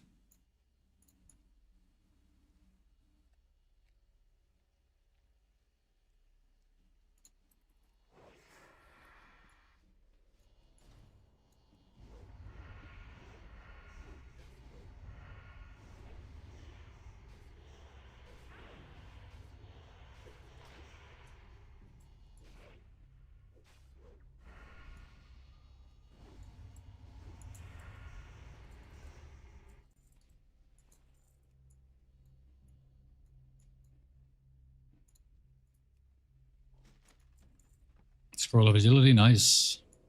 Nice, nice, nice.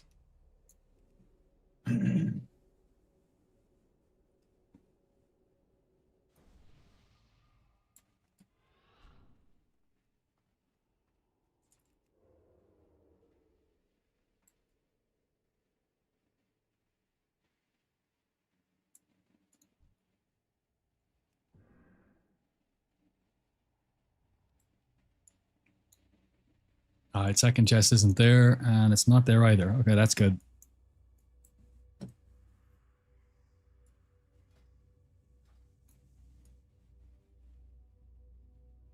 We're going to have to put this guy back on the target list and try and get him down. I just think it's more of a challenge at this stage. I think with this gear, it's probably possible, but you just have to be insanely lucky. But I think at the end of phase 3, it might actually be like viable. So I'm just gonna sap the leader, and he's not the leader.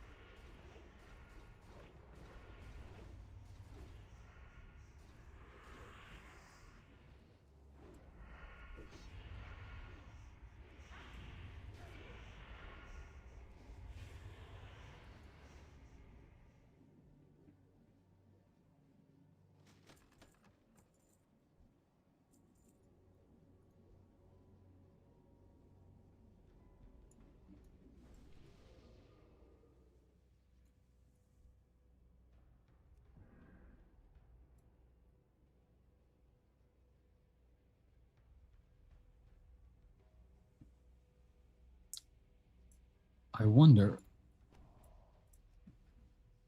Oh, nice. I thought there was always one of them that would pull, but it's just a range thing. They're not actually tied to the mine, so as long as they both move,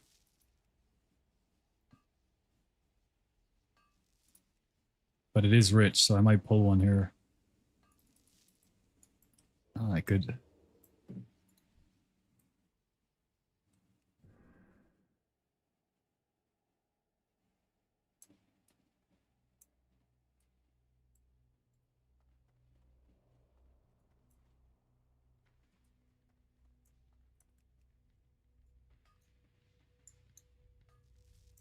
As long as those guys are behind this line, you're safe.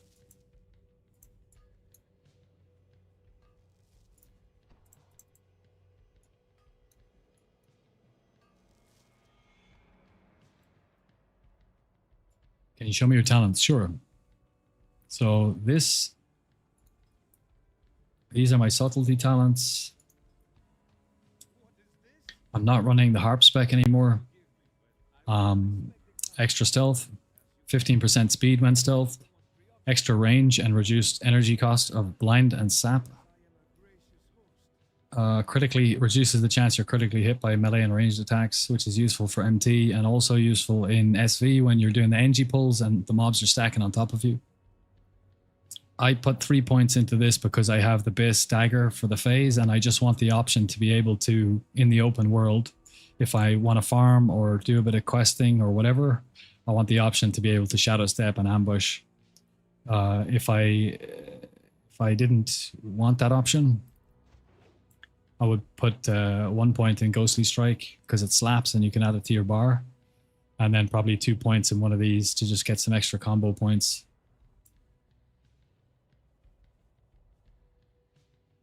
So if you don't care about ambush, let me reset real quick. If you don't care about ambush, you do that. And some people, and I was like this when I just wanted to keep my bars as like minimal and clean as possible, because when you spec swap, depending on your spec and your talent setup, you can have multiple new abilities. And if you like to keep your bars neat, you'll struggle to find places to put them where you're actually going to use them. So if you don't want to have Ghostly Strike, which is just a little bit of a stronger attack, which gives you some dodge, but it's not necessary, you can drop Ghostly Strike altogether. And if the game will let me in, I can show you that.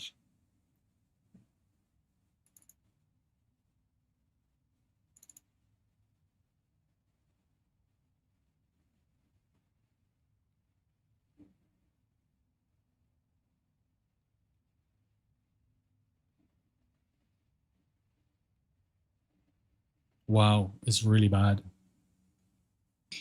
Come on, Blizzard.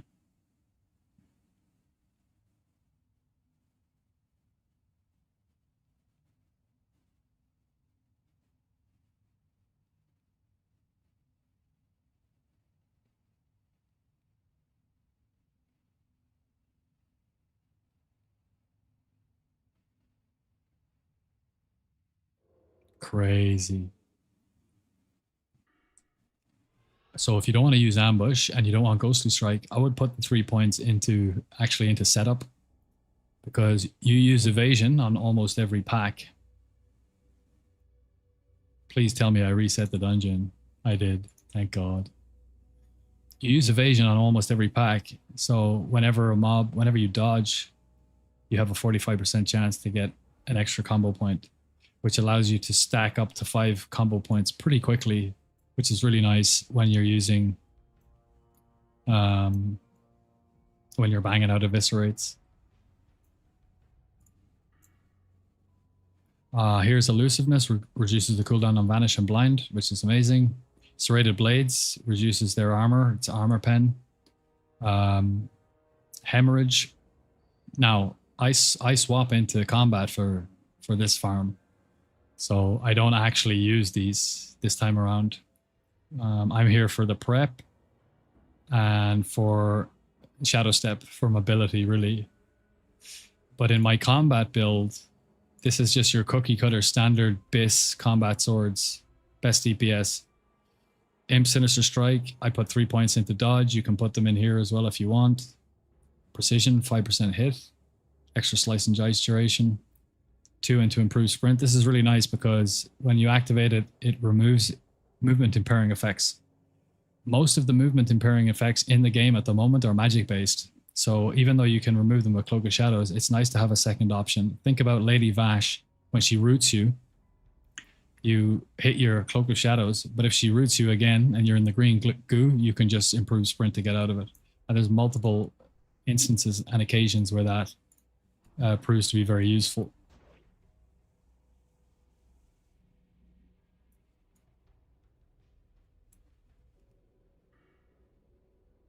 Dual wield specialization. Sword specialization. This is one of the most powerful talents in the game for Rogue.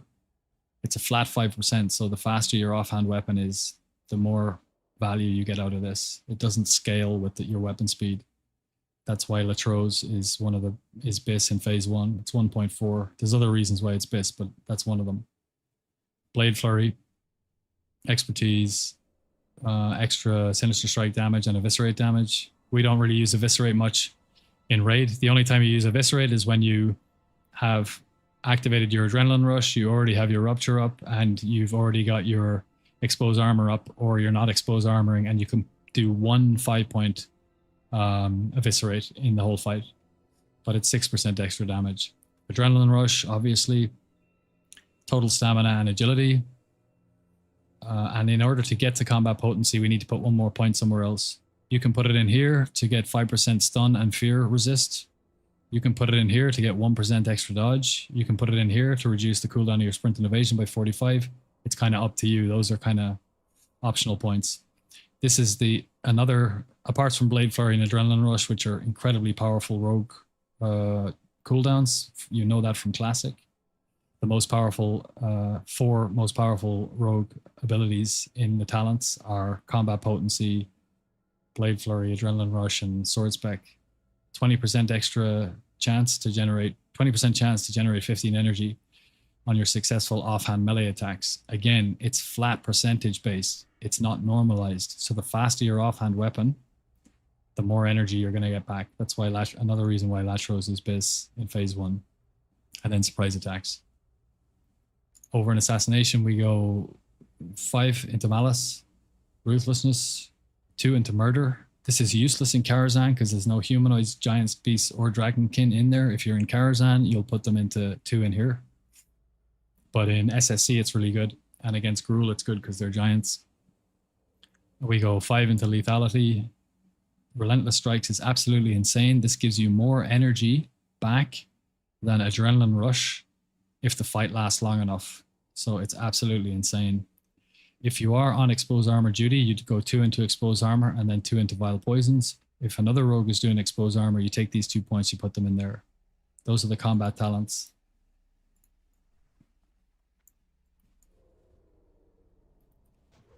I really need to set up one of those exclamation point talent things that will just spit that information out, actually.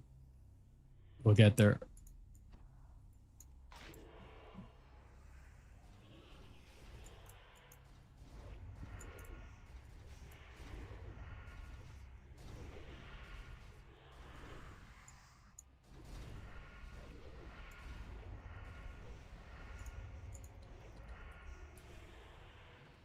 $2.2K burst. That's not bad.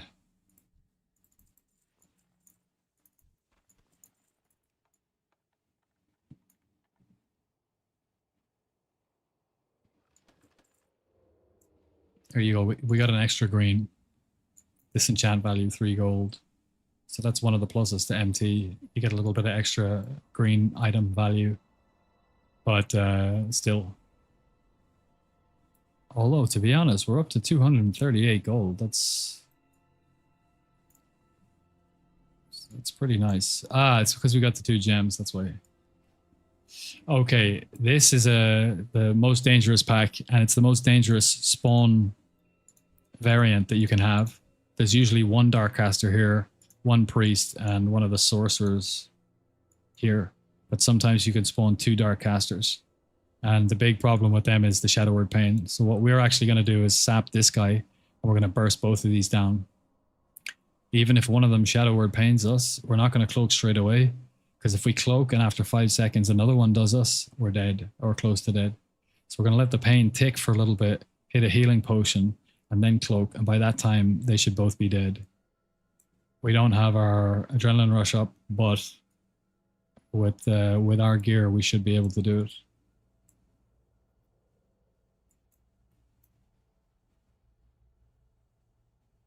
That's nice.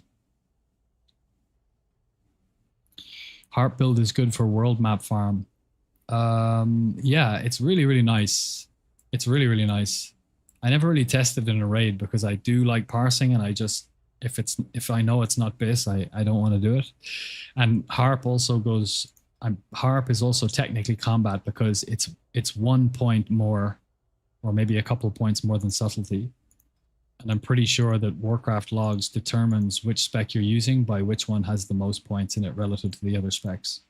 So even though harp is like almost 50-50 subtlety combat, it's technically combat, which means you're going to be logging as a combat rogue and it's never going to be as good as pure combat.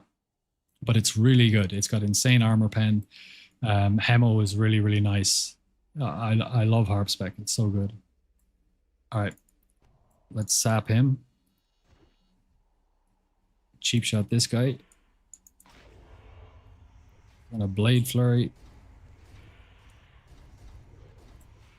I'm just going to walk them back a little bit. So we did get a pain here, but we're going to use our, and I think we'll cloak now. That's all right. We've got our cloak still there, and he's dead now, so that's good. That's good.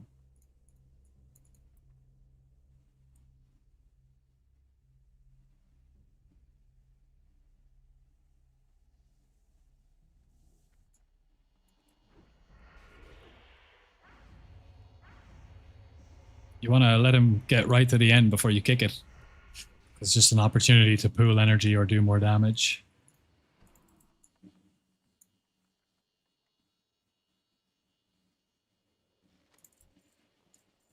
Strength 5, that's nice. And a spec swap.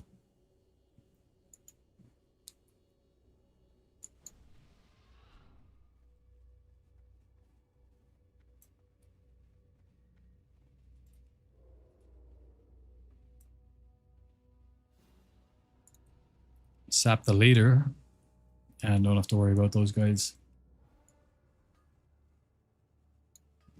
You can distract as well. If it's just a normal addy, like this one is, a distract there is fine. That's more than enough time. But if it's rich and you distract, you get 10 seconds. And if you get like whatever it is, 5 or 6 or whatever the cap is for rich, sometimes they can come back down and it's annoying.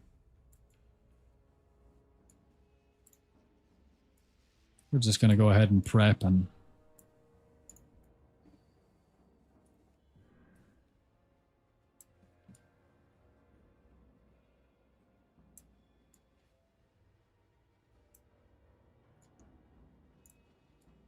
do you have talent without changing spec, like sub-spec with Blade Flurry? Yeah, 100%. Yeah. That's what I've been using for the last, like 2 months. If you go on my channel, Rogue's Diary on YouTube, and you go to streams, and you look at I need to delete, there's a stream there that's like 1 or 2 minutes long, because I was like trying to figure out how to get my stream up and running here. But if you go, there's one from, there's multiple from the last week or so. Just go to streams and look, and you'll see harp spec mana tombs farming. And you can see the farm in action, although I don't really go over the talents, but I need to do that.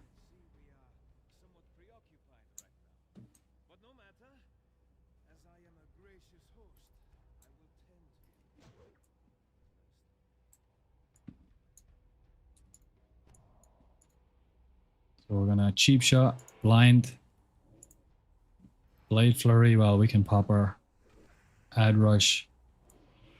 Just walk them back slowly. And we're going to cloak.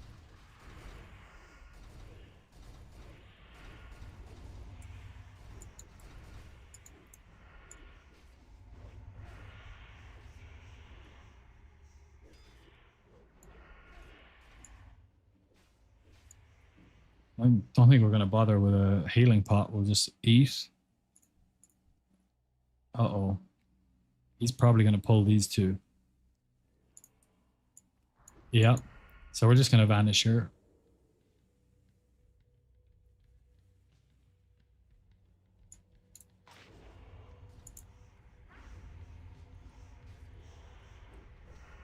That's bad timing.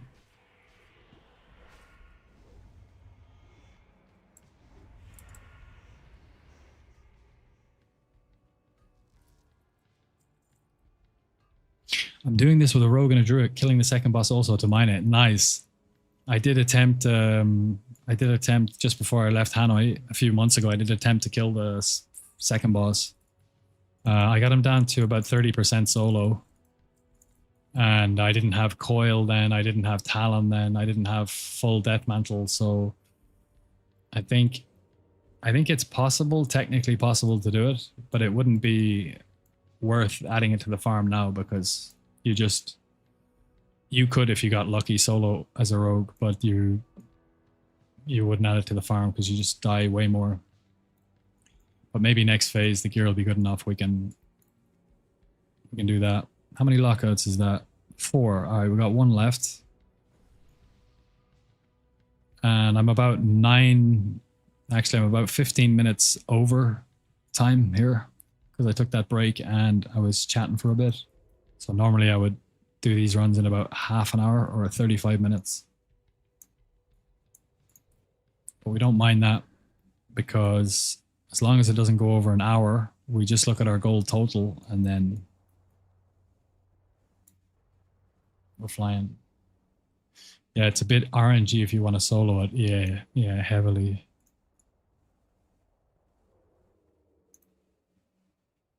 You got to use FAPS for the Crystal Prison. You got to... Yeah, FAP or Living Action Potion.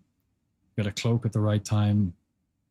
You probably want to have preparation. I was doing it in Harp Spec because you get prep so you can get double evasion and then the other thing is when Zulaman comes out, there's a little trinket you can get there, which is like the Barov's Peasant Caller. And it summons 3 little gnomes who attack your target. And the Barov's Peasant Caller from Classic summons 3 slaves who will cook, clean, and fight for you. They're basically combat pets. But when you have combat pets out as a rogue, and they're still up, if you vanish, you can... you won't drop combat because there are combat pets. So as soon as he kills all of them, he'll come after you even though you're in stealth. But because you're in stealth, technically it allows you to do things that you can't normally do in combat. So you can do like some shenanigans there, which will help when trying to solo him.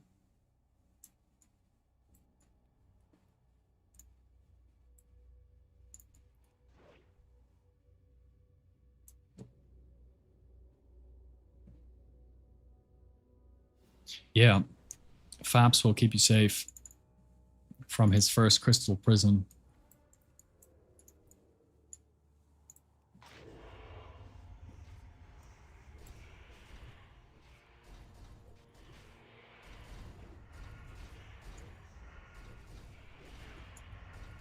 But the fight lasts so long because he's got so much health.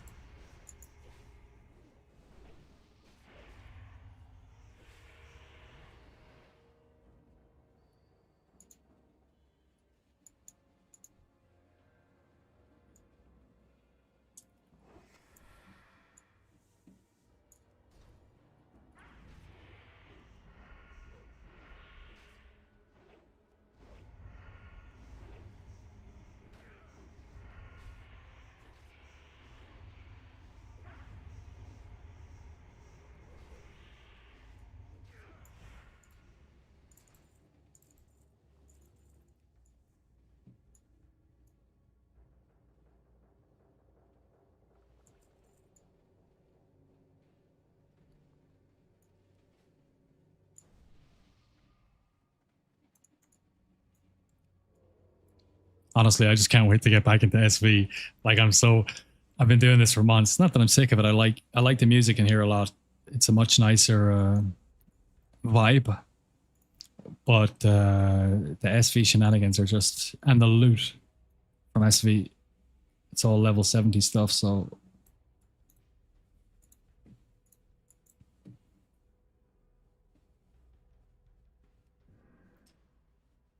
Okay, so we get this chest. That's spec swap. Also, I don't know what the fuck is up with this boss. Sometimes he does no damage. Sometimes I need to spam heal my rogue. It's like he's doing 2x attacks per hit. Yeah. He's heavily RNG. It's very weird. It's very weird. What's my gear like? For combat, I mean, full death mantle, bis neck, bis cape, bis bracers, bis main hand, 10% less DPS than the bis season 2, bis ranged, bis trinket 1, missing DST, 2 bis rings, bis boots, and we're missing belt of 100 deaths, which is 20 DPS more than this, but this is very good. So we're pretty stacked. We're pretty stacked.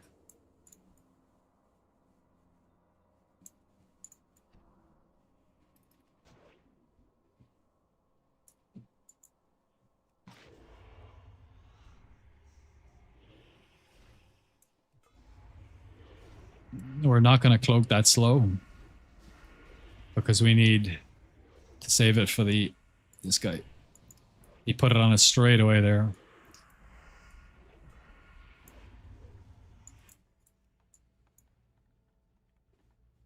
A 2k burst.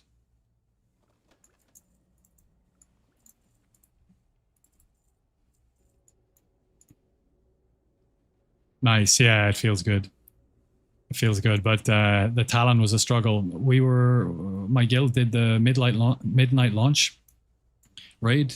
I was in that raid. There was 2 rogues in the raid, me and Frekaton, who's a really, really good rogue in my guild. The Talon dropped. Freka won it. And it took 8 weeks for me to even see it again. I rated you can see here, I've got 109 kills.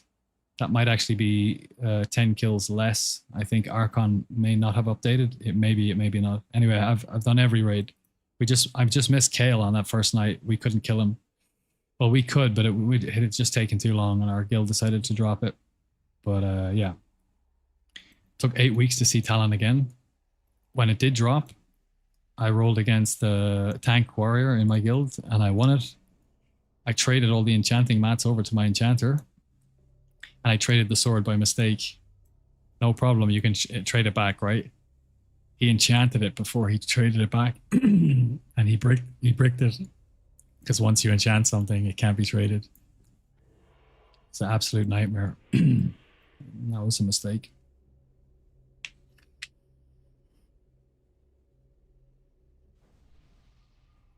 Which is better? Steamvault or Mana Tombs? I'm 99% sure it's Steamvaults. It's Steamvaults. But Mana Tombs isn't too bad. Then again,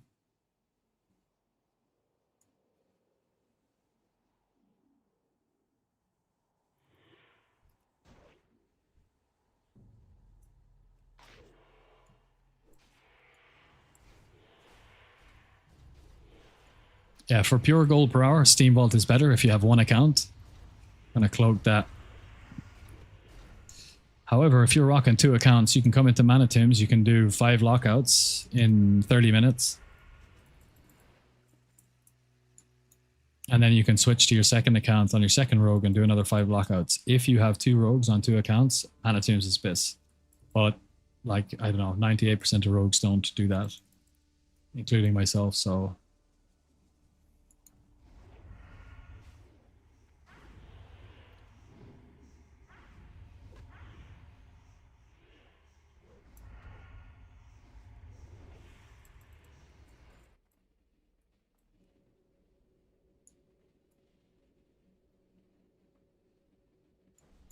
And what about phase 3?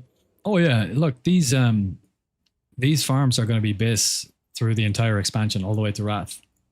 There's nothing better, and they're going to remain that way. And the reason why is, if we look over here, we take a look at the loot. Let me see, where is it? Session. Items looted. Common items. Adamantite ore. Forget about the majors, but it's mainly the super mana and super healing we're looking at. Scroll of agility 5, scroll of spirit 5, scroll of stamina 5, scroll of strength 5. Nobody cares about stamina, but the other ones, they're the best scrolls for the whole phase. So they just keep going up in value because they're bis. That's it. They'll be bis until... So as the economy inflates, so too will the value of these items. Uncommon, you disenchant all of these into enchanting mats. Their enchanting mats continue to inflate with the economy. Rare, the only thing that's going to drop in the next phase, continuing forward, is the value of rare gems. Because we're going to get epic gems, right? So they'll drop probably a fair bit.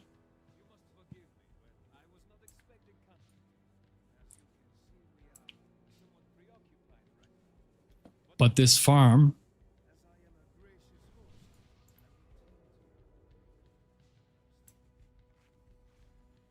So we did five lockouts of SV in the last hour before these ones. We didn't get any gems. We didn't get any blues, rares from chests. Just flat adamantite, fel iron, and chest loot, green loot, you know, scrolls, pots. And that was exactly 300 gold. And over here, we've gotten 320 gold. It's probably going to go up to like... It's probably going to go up to 325 or 330 after we mine this. But that's with 2 gems. So if we take the 30 out, that's going to be 300. And then if we take this 30 out, it's going to be 270. So Mana Tombs is a little bit less. Blind,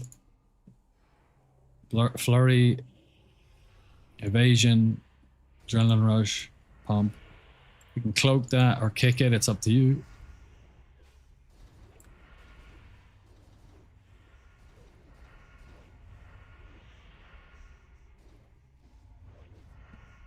Timing's a little better this time around.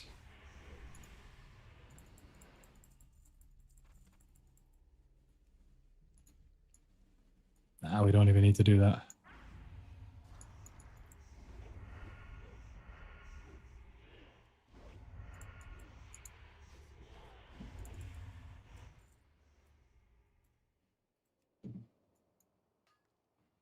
$322, $325, $327.88, $331.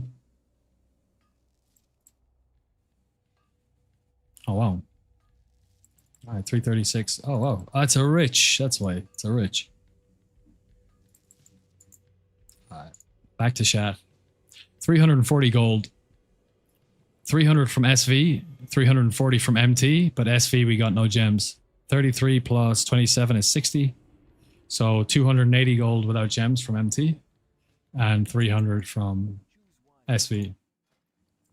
But then you have to consider the time difference and all that kind of stuff. So they're very similar.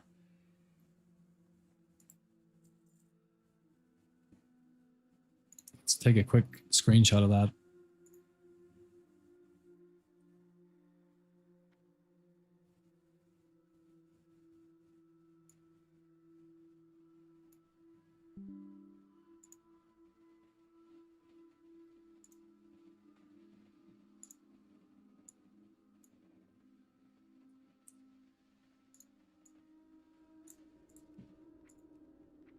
Also, this 50 minutes is redonkulous. It should take 30 or 35. I took a break for smoke, I was chatting with people and so on.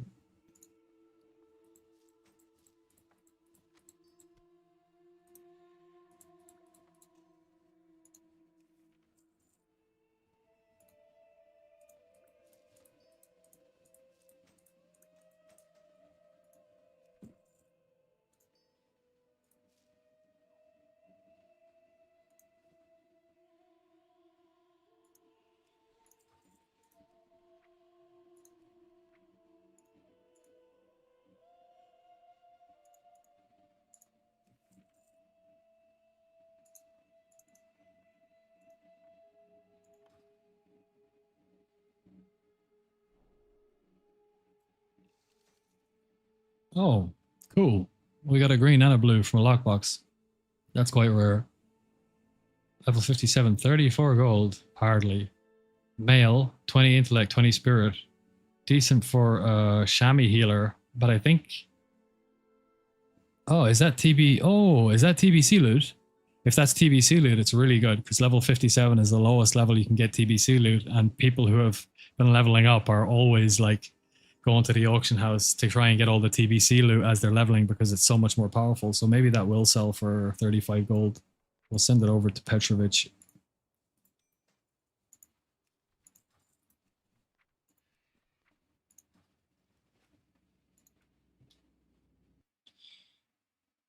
Oh, you got it in flames, bro. How you doing? Yeah, I got Talon. I got Talon. I got it on Wednesday night. Super happy. And I enchanted it immediately in the raid. I'm leveling a prop paladin at the minute. I'm 61. My plan is to do some nice AoE farming. I used to do most boosts in Era, but the anti-boost measures have ruined my fun. Yeah. Well, they did implement something a little while ago, but they very quickly reverted it because it had unintended consequences with other systems in the game. So paladin farming is still viable. Stratholme is pumping out really, really nice money. One of the officers in my guild, really, really skilled player, his Pala said he's getting from Stratholme, he's getting somewhere around 270, 275, I think he said. Gold per hour from Stratholme, which is very nice. And you get a chance at epics.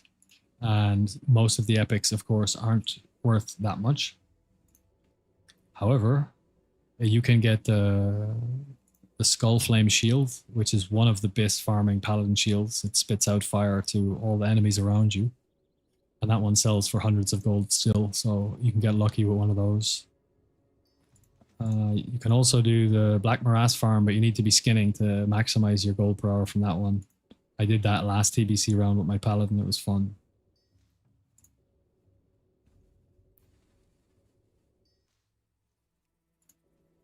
So you can see here, like it says vendor 2 gold, disenchant 3 gold. That's generally the case for most stuff. Vendor 3 gold, disenchant 570, but we'll see if we can actually sell that. All right, they're up there for 35, so it must be a TBC item.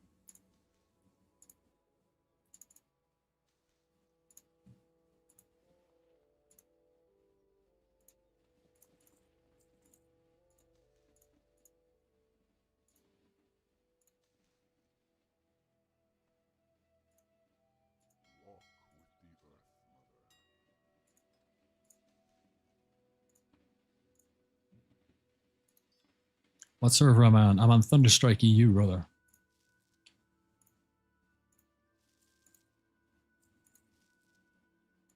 I forgot to bank my ores again. Okay, Knights I have dropped down to 30. Dawnstone's down to 26. That makes sense.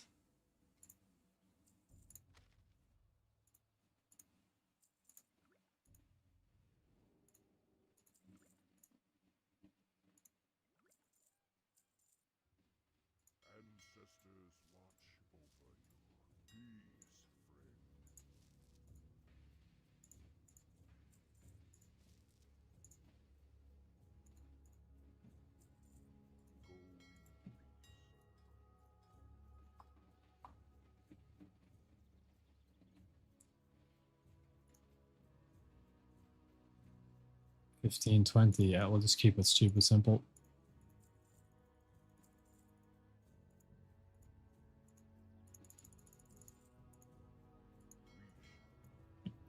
I got these nether dust pollen. Once next phase drops, we can all do the Netherwing Drake rep.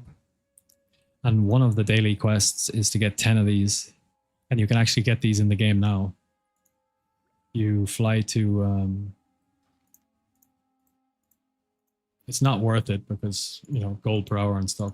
It's better to do other things. But you fly here, you go into the mine. And there's little guys down there. You kill them. And they drop these little pouches or something, or grime covered objects, something like that. And you open them up, and sometimes you get nether dust pollen out of it, and you need 10 of them per day to hand in for the Netherwing Drake. So if you're bored and you don't want to gold farm anymore, and you just want to chill, maybe you've got like a nice dagger and you want to just see how big you can get your crits, on, you know, level 68, 69 mobs, you can go down there and have some fun and get some of those, stack them up.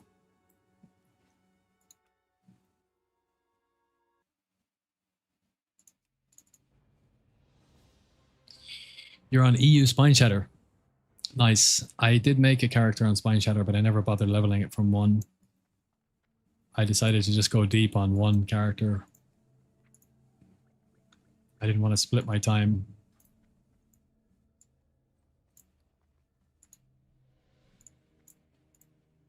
I keep forgetting I don't have bag space. 821 pots.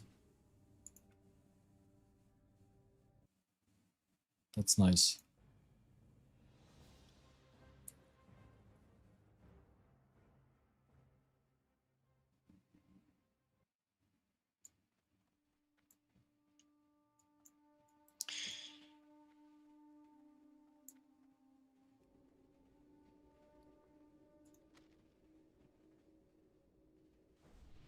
Okay, 9 of those, that's fine. Swiftness pots, fine. Do we have any more?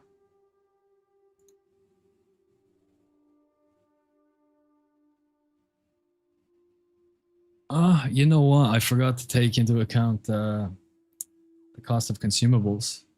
So if we use 5 of these, Mana Tombs and the SVs are pretty similar. 3 gold is ridiculous. I didn't buy them for that. I buy them for 1. So it costs you... sometimes you have to use an extra one. Sometimes you don't have to use one at all. So we'll call it 5 gold per run, per lockout. But the free action potions you need to use on the NG pulls. But you don't always do an NG pull, so let's call it 2.5. And they're about a gold each as well. And then you might... So let's call it 10 gold in a lockout. You'll spend 10 gold on cons in 1 lockout, which would bring the baseline average so far of SV down to 290 and the baseline average of MT down to 280. So, it's pretty close. Like, it's pretty close.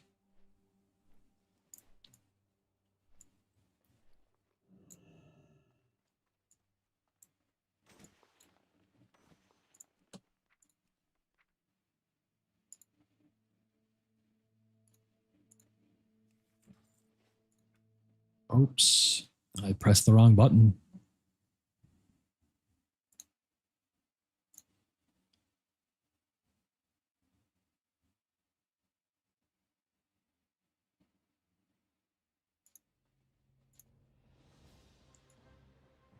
Am I investing? I am investing. Just like scrolls, just like pots, just like enchanting materials. As the server phases progress and we get closer to Wrath, the cost of everything goes up. And haste potions are the best physical DPS combat consumable for the entire expansion. So they just keep going up in price. I remember when they were... Samwise will tell you, if he's still in the chat, he's the haste potion master at the moment. You know, haste potions were 5 gold. I remember there were 5 gold when people started first putting on the auction house, and they've gone up to 15. They've stabilized at 15 and they've been there for about 6 weeks, I'd say. But they went from 5 up to 10 and 12 and then stabilized at 15. So you better believe that in phase 3 and phase 4, they're going to go up again, probably up to 25 by the end. So if you liquidate all of your free actions, yeah. If you liquidate all of the assets and then just turn it into haste potions, you can probably not double our money, but at least 50%. We can increase the gold per hour that we get from these farms by at least 50%, if you're willing to wait. The gold just sits there, and it's the same amount of gold now as it is in Wrath, but the haste potion cost goes up, so it seems like the right choice. I could be wrong though. Oh, of course it's going to Wrath. I mean, it's a no-brainer. it's a no-brainer that it's going to Wrath because people want it and they want people to keep playing, so they're gonna take it to Wrath 100%.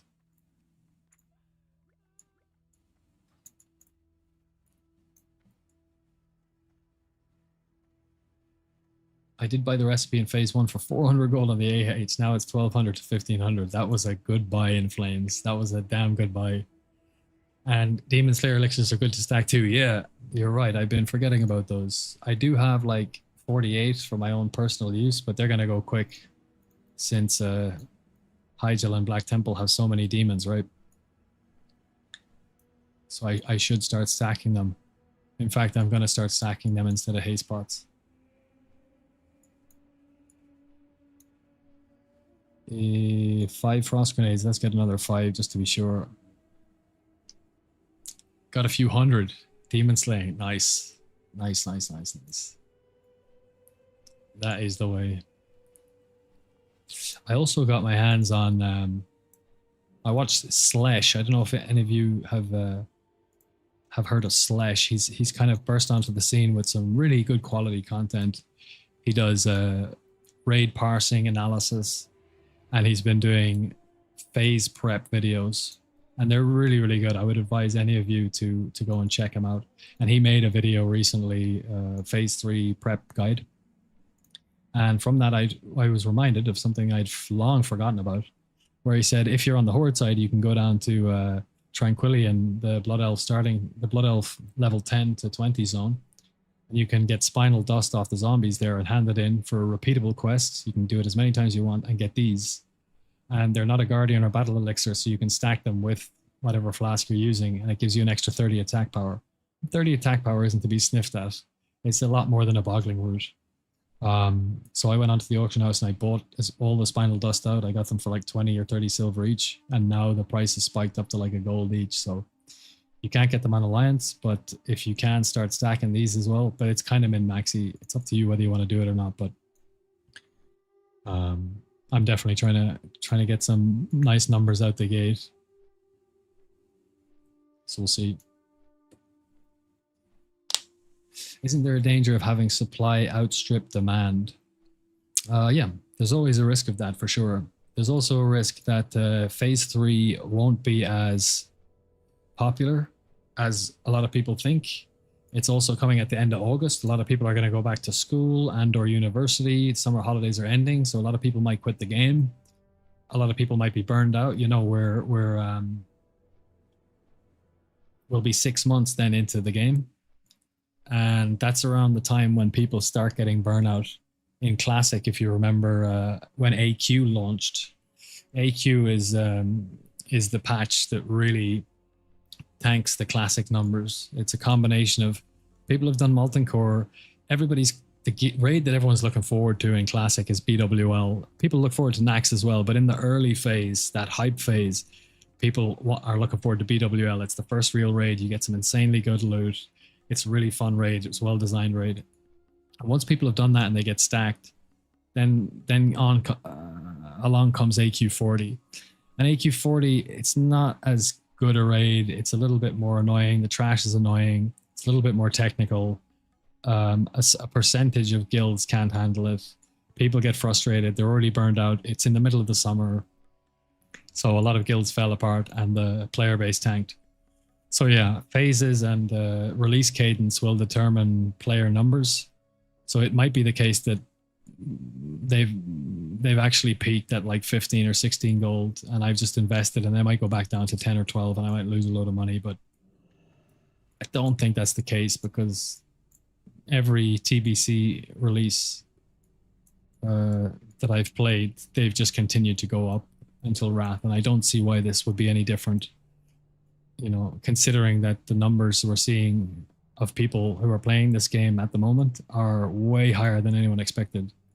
So I think it's a good investment. What's his channel again? It's Slesh. I don't actually, I'm locked to this window, but it's SLESH. If I can spell. Type in Slesh to YouTube, and he's got a black beard. White guy with a black beard. He'll probably be in the tooltips for his videos. and go check out his videos. Some really nice information on parsing, on what the hell, on parsing, phase prep tips. Yeah, just a great player and a high quality content creator. Wowhead started putting a couple of his videos up on their site as well, which is really validating for him. So I hope he does well and grows his subscriber numbers. He definitely deserves it. In TBC, everyone is looking for BT, I think. Yeah, I think so. It was the rank 14 grinding classic that made me tap out for a couple of months. Yeah, I dodged that one. Everybody else did it. And because everyone in my guild did it, nobody wanted to go for tier 2 Bloodfang, which is the set that I'm wearing right now, or Chromatically Tempered Sword, or the other one, Dragonfang Blade. I can't remember what it's called. CTS and Maladath. That's it. So like they were just open in my raids. Like all the tier 2 stuff was open, and Maladath and the sword was open. So I just grabbed them. And you're just a tiny bit below players who are playing perfectly on the meters. And it was great. I love this set. I always try to collect it in every season that I go through. It's my favorite set in the game. Okay, so here's the deal. It's 7:30 right here. I'm super hungry, so I'm going to shoot over to the shop. I'm going to get myself a wrap and a drink, and I'm going to come back in about 20 minutes, half an hour, and we're going to spam 5 more lockouts at SV, 5 more lockouts at MT, and just roll through the evening doing more of that. So I'm just gonna stream all night because it's the first time I'm back, and I'm super excited to do so. I see there's 20 of you in the chat. I'll be gone for 20 minutes, half an hour. If you wanna ping back, then all good. If you wanna hang around, all good. If you wanna bail and do something else, all good. I appreciate each and every one of you so much. Thank you so much for joining the stream. And I'll be back in 25 minutes. Nice one, gang.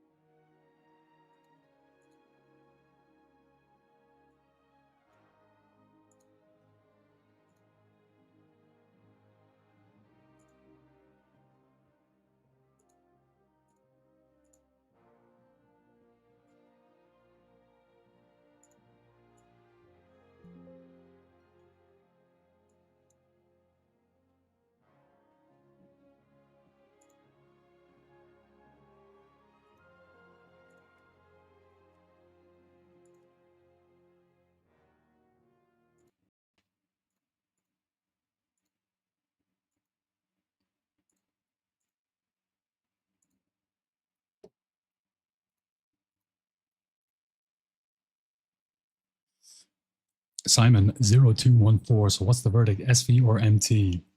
I thought it was going to be SV by a country mile, but I hadn't properly updated the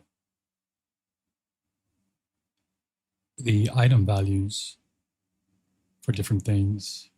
For example, a Zero Moonstone here is not checked for market value. Blood Garnet, and there were it's checked for market value, and there were a few other things. So my Kiwi farm wasn't properly calibrated. And once I did that in SV put out 300 gold, but we got 340 gold out of MT, but we got 2 gems in MT worth 60 gold. So without the gems, MT was worth 280, and without any gems or blue items, both lockouts, SV was worth 300. So SV is 20 gold ahead, but you need to spend about 10 gold on raid on cons for SV. So it's pretty close. It's pretty close. Let's see. We've got everything we need. I think we can just land straight into it.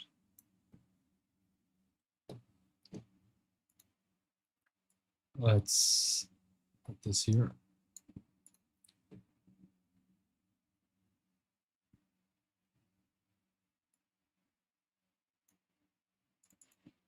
And wait about a half an hour for this loading screen.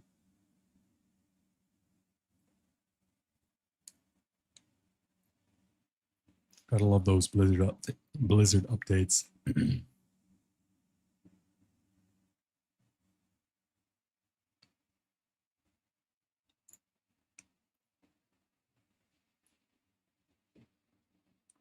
In Flames, look at all these rogues grinding SV. Yeah. Yeah.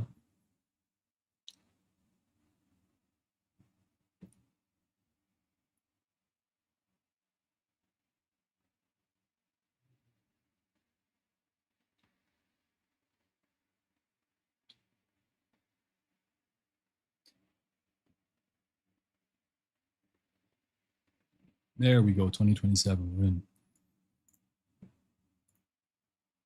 Let's get some extra agi from the mudfish, and we'll probably pop a stamina scroll. Get rid of that.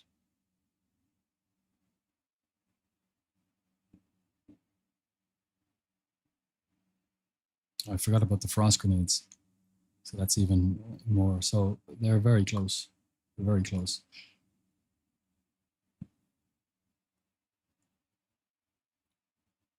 One upshot for SV though that isn't factored in is if you get Shadow Res gear now, if you get one of the BIS Shadow Res green bits, you can sell that for a lot because Mother Shiraz is coming up. Let's get Crippling Poison on the offhand in case we need to shiv.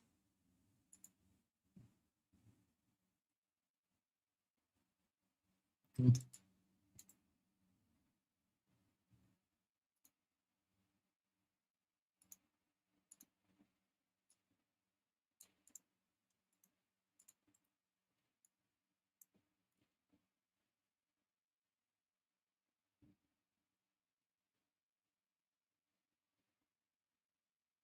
All right, it's not chest 1 or 2. We do have a double vein here, so we'll do the long pull with this one.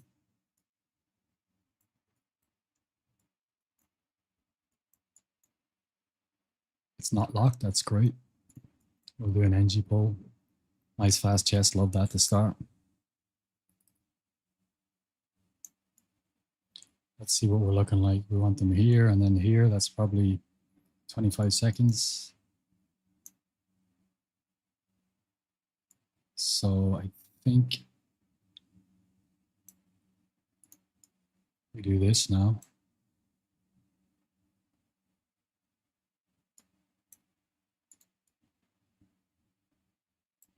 And by the time they head off, we should be good to go. We're still in, we don't know our throw, right? Oof, that was close. I thought I was going to pull them as well.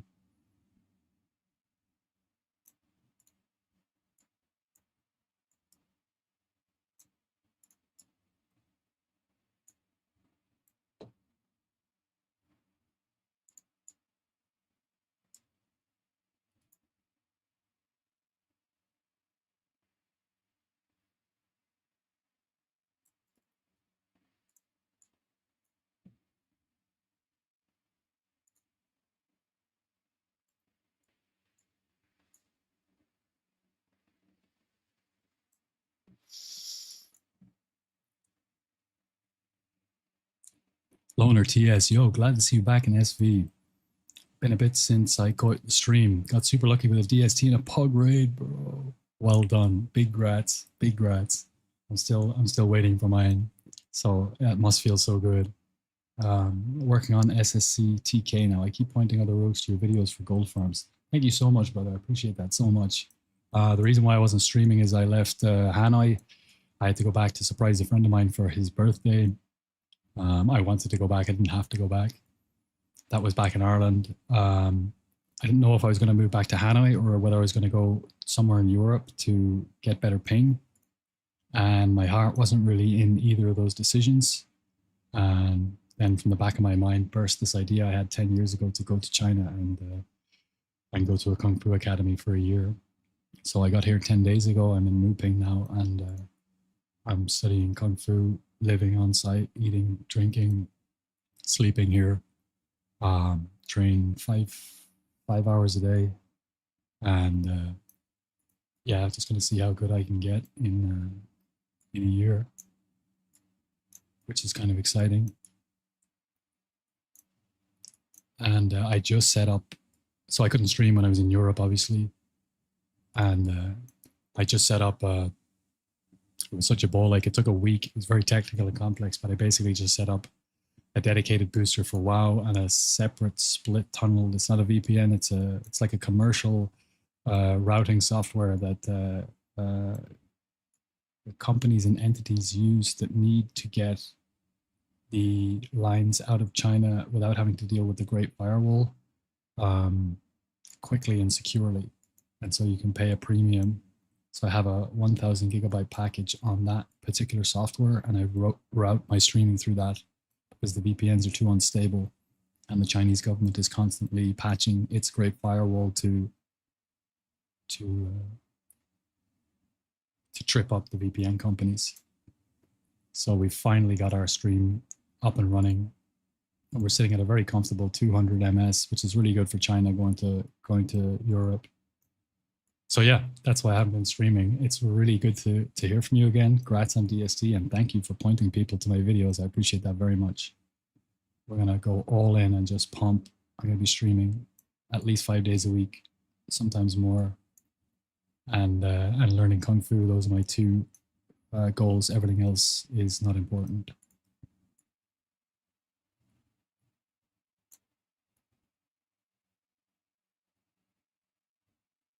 I'm here. I'm back. Yeah, I had to go and eat something and hang out my laundry. I'm all for that. I've been training Kung Fu for 18 years. Wow, it's life changing. I'm hoping to understand what you mean when you say it's life changing. That's part of why I want to do it. That's part of why I'm here doing it.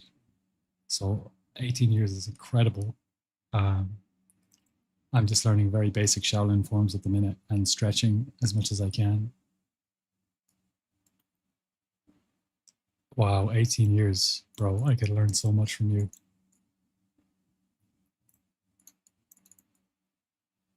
Is there any particular form or style of Kung Fu that you specialize in or that you're passionate about? And what lesson? That's my first question. And my second question would be, if you had to distill everything you've learned, not just from a technical perspective, but philosophically, emotionally, psychologically, everything you've learned from studying Kung Fu for so long into one idea, what would that idea be? It's a complicated question, I know, but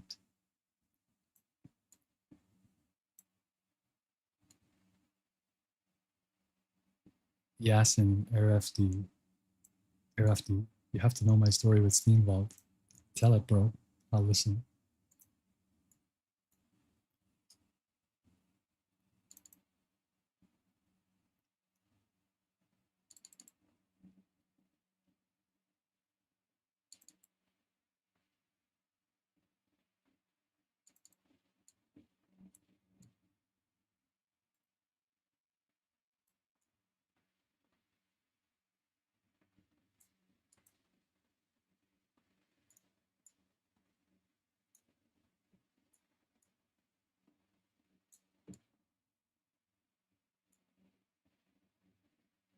For Kung Fu systems, Wing Chun, Pak Mai, Pak Mei, Pak Mai, White Eyebrow. and Taiji Quan were what I studied most, although these days I mostly just practice Taiji or Taiji and Jianfa sword method. I watched my first grading 2 days ago, and one young woman, Teresa, who's studying here, impressed me very much with her sword form. It was really nice to watch. When I was researching this place, I wanted to come here primarily to study Wing Chun. There was a master here, Master Gu, who was very well decorated, and he knows over 100 forms, and he's a very impressive individual. So I was told, but he left in March, and they didn't update the website, which was a little disappointing. So instead of booking for a year, I booked for 6 months here, and I was encouraged by one of his disciples, Master Gu's disciples, who still studies here, to go to his new school that he just set up, which is opening. It's technically open now, but it will be properly open in the coming months. So I'm going to take these 6 months here to learn the basics and to get my fitness level up. And then I will go to Master Gu's school and study under him exclusively. Life-changing story. In 2007, when I was playing WoW, I weighed almost 300 pounds. Wow.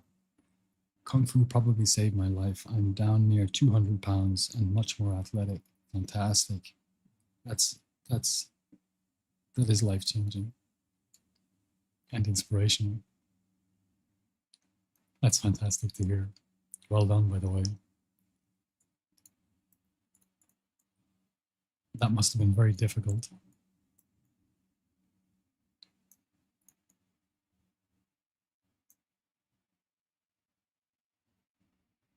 You're bringing my awareness to you're bringing my awareness to various aspects of my own life where I have issues, not with weight, but with other things, addiction to sugar, where I have rashes, I have autoimmune conditions because of my diet.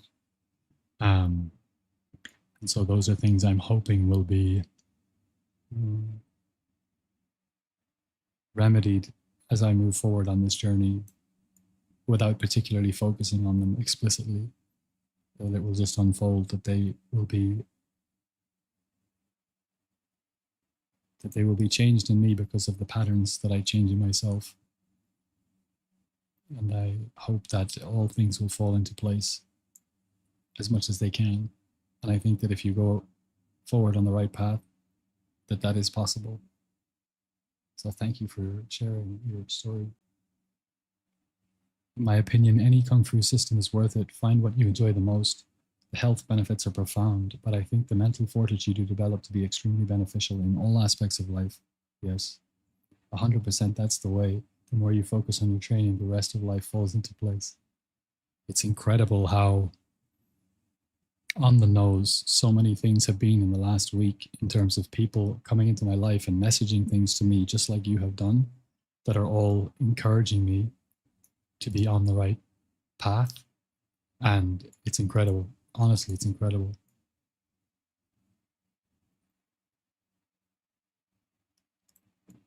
I'm very happy with where I am, and I know that I made the right decision.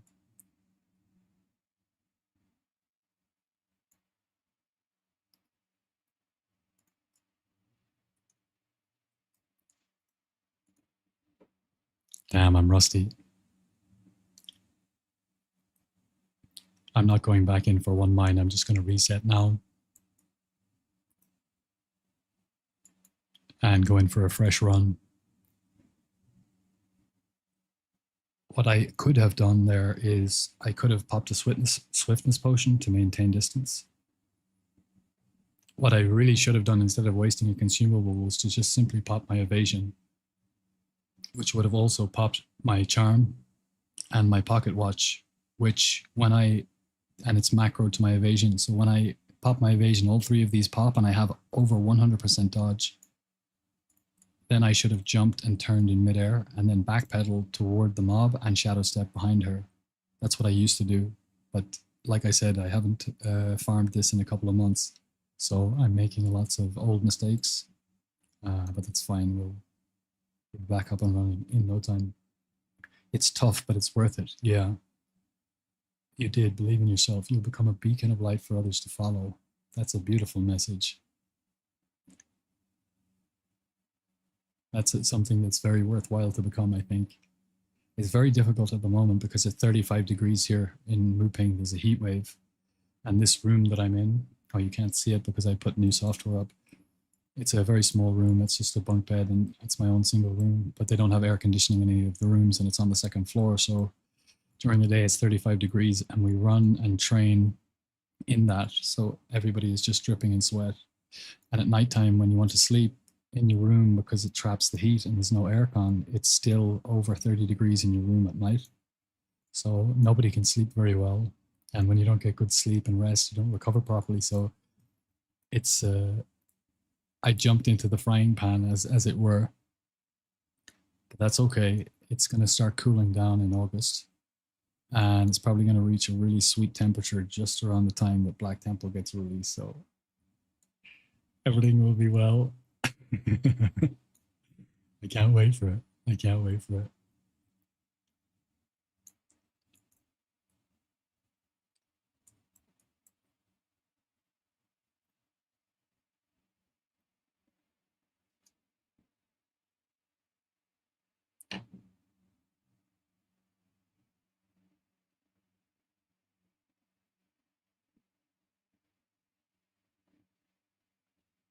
Do you do any coaching or teaching of Tai Chi, of Kung Fu now? And do you continue with a grading system where a master will grade your forms, or how do you move through it? Or is it just something that you've integrated into your daily life without the need of the formalities around it, that you just move through it and move through your life with it as part of your life and integrate it that way without the need for explicit formal gradings or competition and so on? Be curious to hear.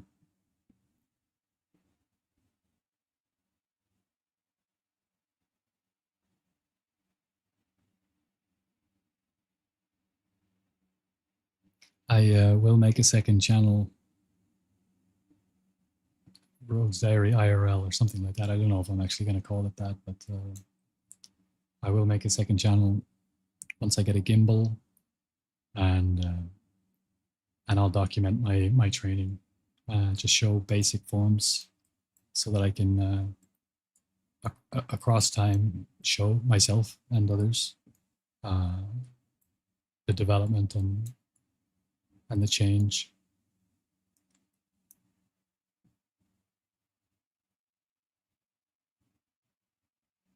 Oh, I did reset it. I was just a little flummoxed because we have the exact same position here, but there's a chest and it's locked.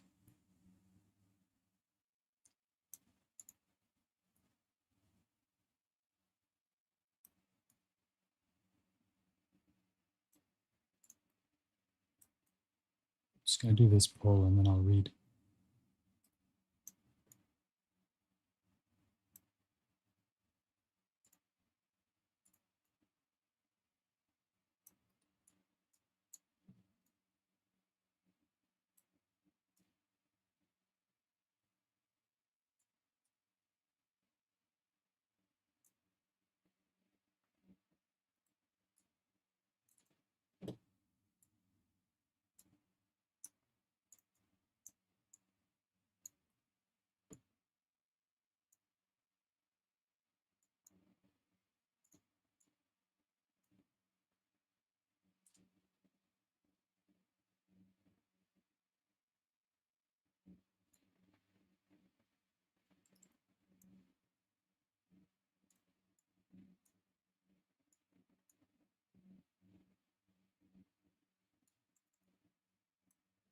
Okay, good. We got lucky. Good questions. I'm expecting to teach at this point. So I've been trying to find students in this new area. It's tough. A lot of people aren't very interested in Tai Chi, especially younger folks. Tai Chi, you mean Tai Chi. It's just the spelling that threw me. because I'm ignorant to the true spelling or such that I am a very new person learning this. But one thing I have learned about Tai Chi since I've been here is that there are many different forms, and there are even weapon forms for Tai Chi, and I wasn't aware of that. And I watched one lady, Margot, an American lady who's here, ex-military, and she did a Tai Chi grading here, and it was probably the most graceful grading I've seen so far. It was really impressive.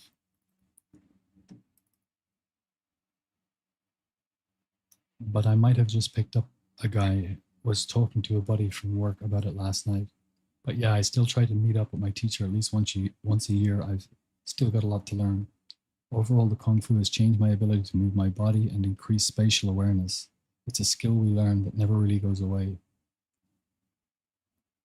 Yeah, Tai Chi, same thing. Yeah, yeah. One, like me when I started streaming, one person watching. That's it. That's all I aim for. Get your one student, and that's how we start, right? I'm going to do the click vanish method here. There we go. Should have really sapped that guy, but anyway.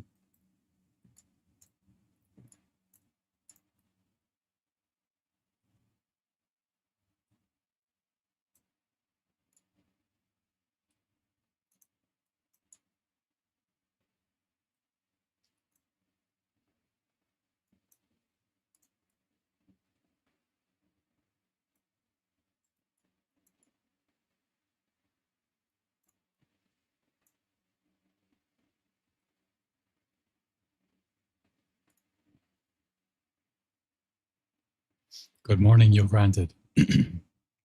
Welcome back to the stream, brother.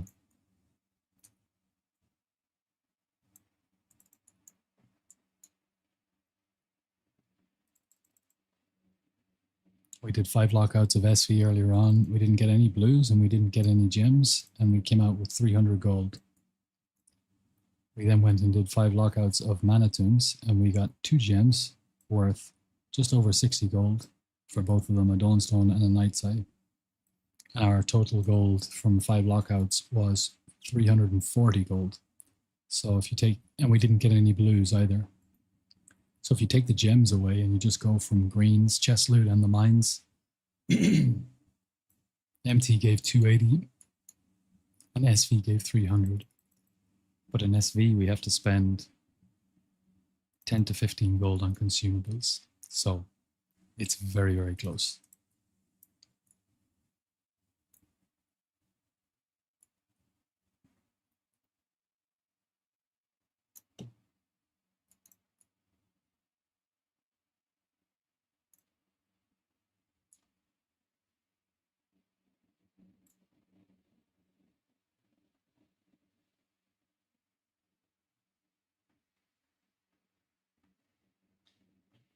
The stream is running great today. Did you end up changing that VPN server?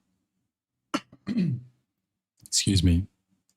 I stopped using VPNs altogether because none of them are robust enough to be able to offer a fast connection and a stable connection.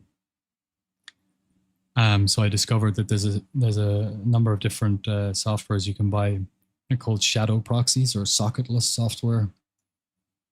And basically it routes the traffic on basically what I understand to be